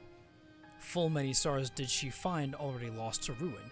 In order to create a terminus, however, the fervent desire for the end is essential. Therefore, should you struggle to find the way forward, pray ask yourselves this. In the place where you stand, whose is the soul that yearneth most desperately for oblivion?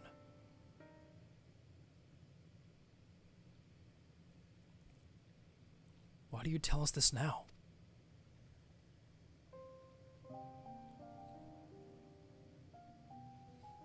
Ne'er again would I betray your trust. This pledge I did make to my comrades. In bringing thee into my confidence, I would remain true to my word.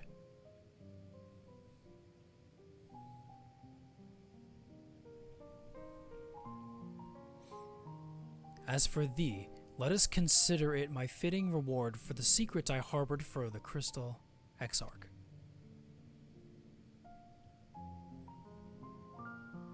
I once placed my faith in thy chosen path, walking at thy side full knowing that they were bound for thy demise. I ask now that thou returnest the favor, and abide in faith as I fulfill mine own destiny. If you say my debt has come due, how am I to refuse? 'Tis indelicate of me, I know full well, but I can but beg thy forgiveness. Yet even if I must needs go to such lengths, I cannot well feign ignorance of the answer I found within. The answer to the question, in what moment might I stand strongest?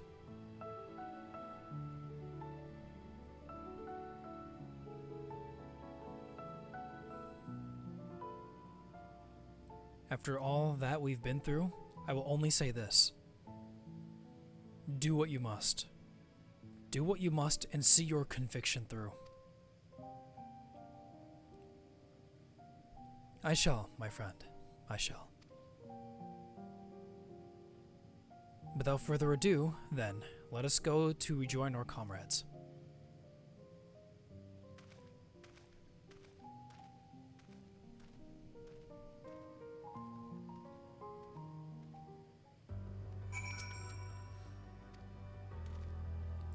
Let us be off too.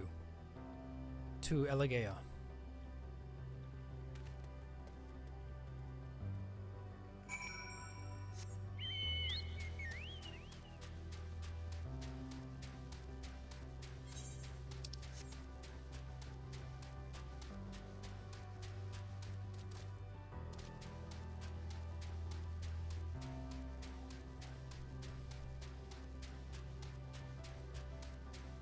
Yeah, I did hear about that too, that the singer of the recent songs in Shadowbringers and Endwalker was the original voice actor for Raubon. How cool is that?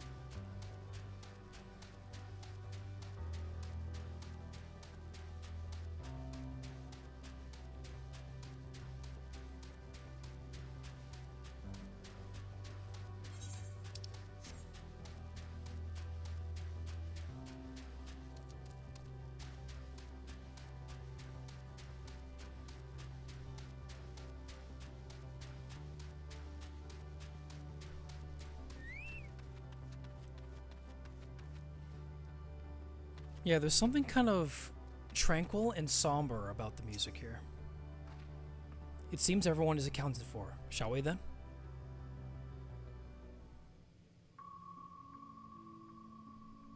Please continue. Tell us about this truth you discovered. Very well. Bear in mind, however, that the purpose of this conversation is not to impart scholarly knowledge. For such requires that you comprehend the subject matter, which you will not. We will forego the intricacies of our scientific methodology and deal only with the conclusion, the end of our society and our world. We acknowledge, with regret, that your star is in the midst of the same panic-induced cataclysm that befell Deneb 3. As such, in order to avoid causing undue distress, we will refrain from explicitly stating how much time you have remaining. You are entirely too kind. I pray you recount your tale as you see fit.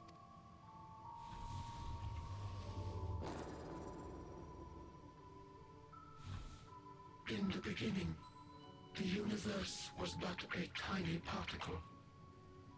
Then suddenly, this particle began to expand, having remained entirely in the bounds of your star. The phenomenon may be difficult for your kind to grasp, but this expansion has since continued unabated. Speculating that the universe could not grow indefinitely, we sought to learn what might occur, and made a worrying discovery. The stars will continue to spread apart, as will their finite thermal energies. Eventually, all heavenly bodies will grow cold and freeze. No new stars will be born, and the universe will enter onto an eternal ice age.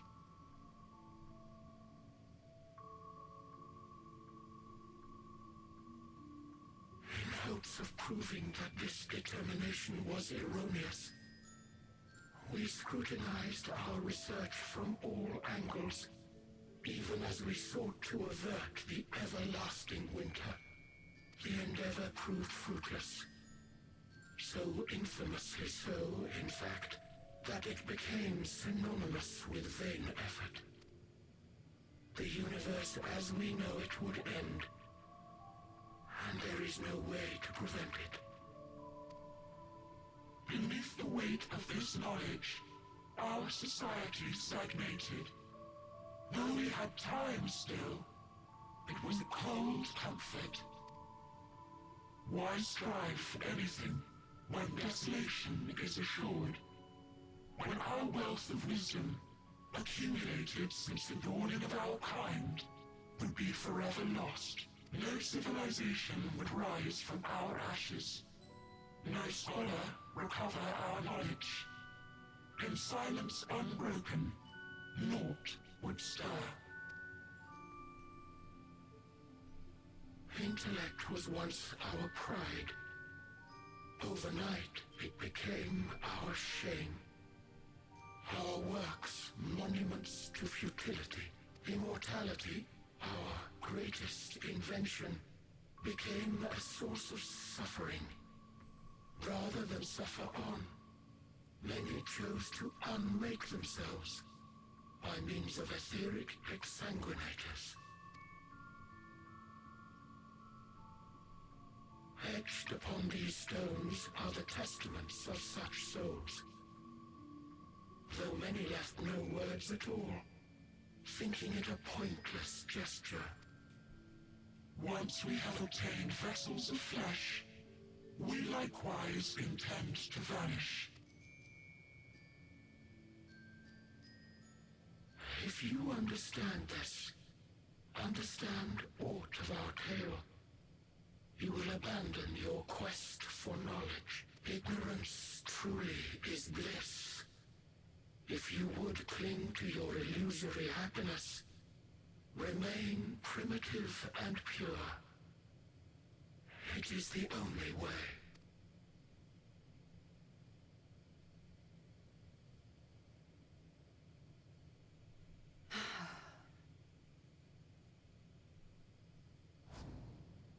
So that's your story.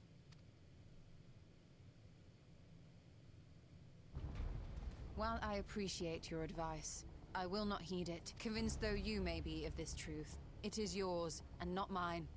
Indeed, truth, I have ever believed, is in the eye of the beholder. Are you suggesting that we have reached a faulty conclusion? That our science failed us? Hardly. As you yourself said, the subject matter is beyond my comprehension. And that, I accept, is true. I do not possess the knowledge to prove or disprove your conclusion. In my mortal years, I doubt I could even approach the wisdom of the air. But of one thing am I absolutely certain. I would not be happier in ignorance. Y'shtola, no! You mustn't!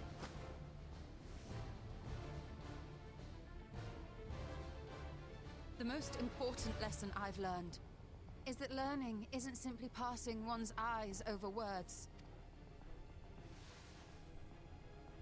Nay, 'tis when understood for oneself that knowledge attains its true value. This is what has sustained me, driven me onward in joy and wonder, in anger and sorrow.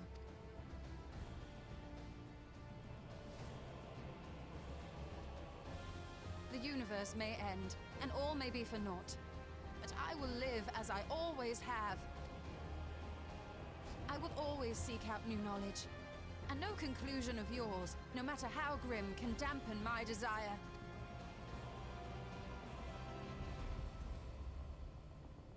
I suppose it is only to be expected. Their feeble minds cannot fathom the terrifying gravity of it all. But worry not. We consider it our duty to enlighten you, and we will not stop until you grasp the full extent of our despair.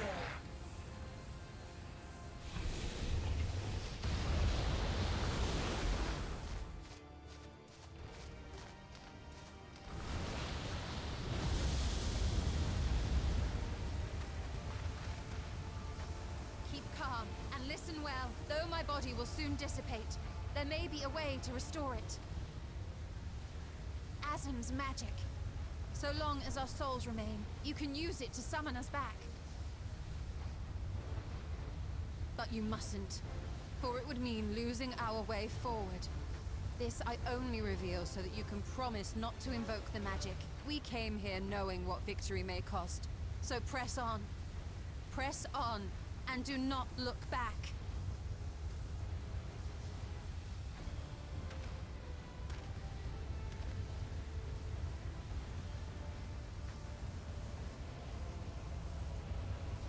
I shall join thee. As subterfuge is not required, thou shalt not suffer for mine absence. Riange. My resolve hath never been as strong as thine. Full oft have I wavered in my decisions, and afterwards been stricken with regret. In spite of this, I may still stand with my comrades, supporting them as they attempt the greatest of feats. This truth I have learned in the course of our journey. And many though my shortcomings may be, I may also claim to excel in prophecies. My studies, into which have granted me the flexibility of mind needed to bend this malleable reality.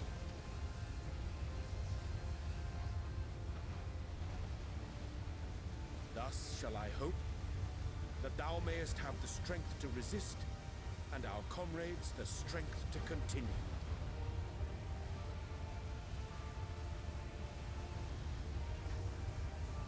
With you to urge us on, how could we possibly fail?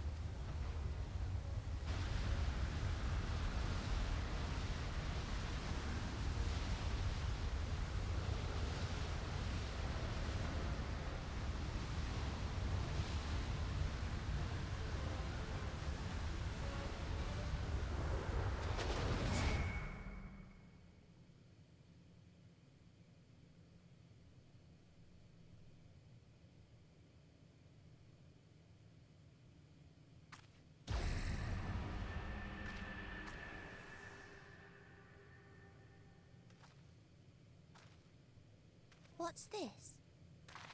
An extinguished civilization. Rekindled.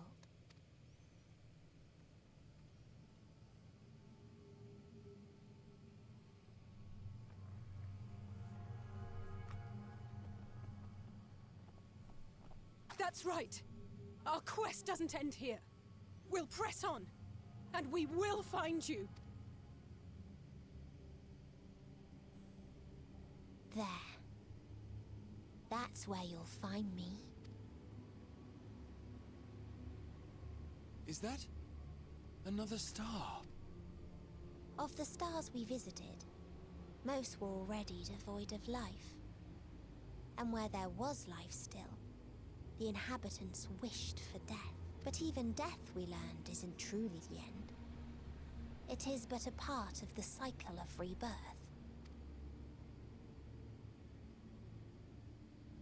Souls return to the star, or in its absence, a larger flow. And eventually they are reborn, alive again, to know suffering anew. True salvation lies not in dying. It lies in not being born. This is the gift I would give to you. To all life on beautiful Aetheris. To that end, we created an egg wherein life cannot quicken. That dead sun. Attain it if you can, before your friends' emotions fade away, along with their protection.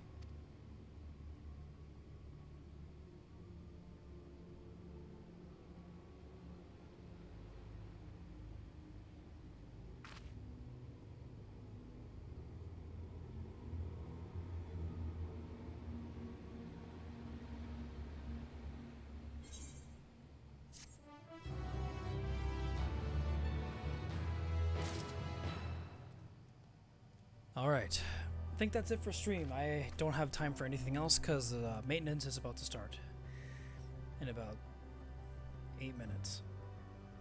So I'm going to use this time to prepare to say my goodbyes and my shoutouts. And we will continue Endwalker story another time.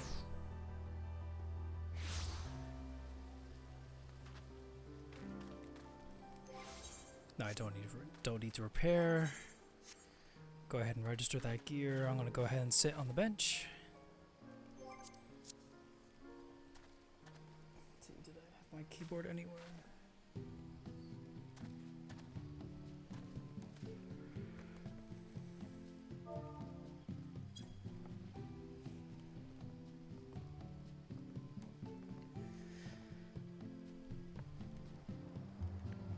Alright, my friends. Thank you so much for watching and joining me with more Final Fantasy XIV Online Endwalker. We're almost done. I wish we had more time to play, but maintenance will begin shortly, as I said before.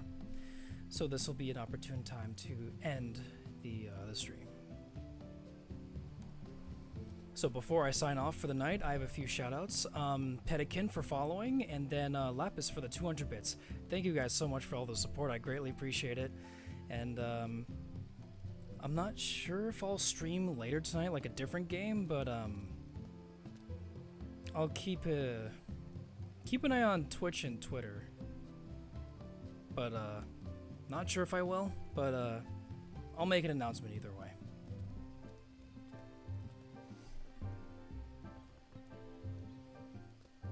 Yeah, thank you guys so much for being here. I appreciate it, and all the support you give. It's really amazing. So we're gonna go ahead.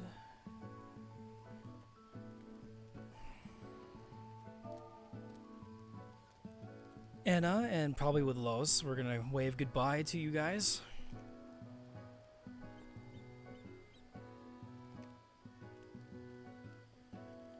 And that'll be it for me. So, one more time, thank you guys so much for joining me today and watching me play more Final Fantasy. Not sure when next stream will be, but I'll definitely keep you guys up to date, either on Twitter, Twitch, or in my Discord.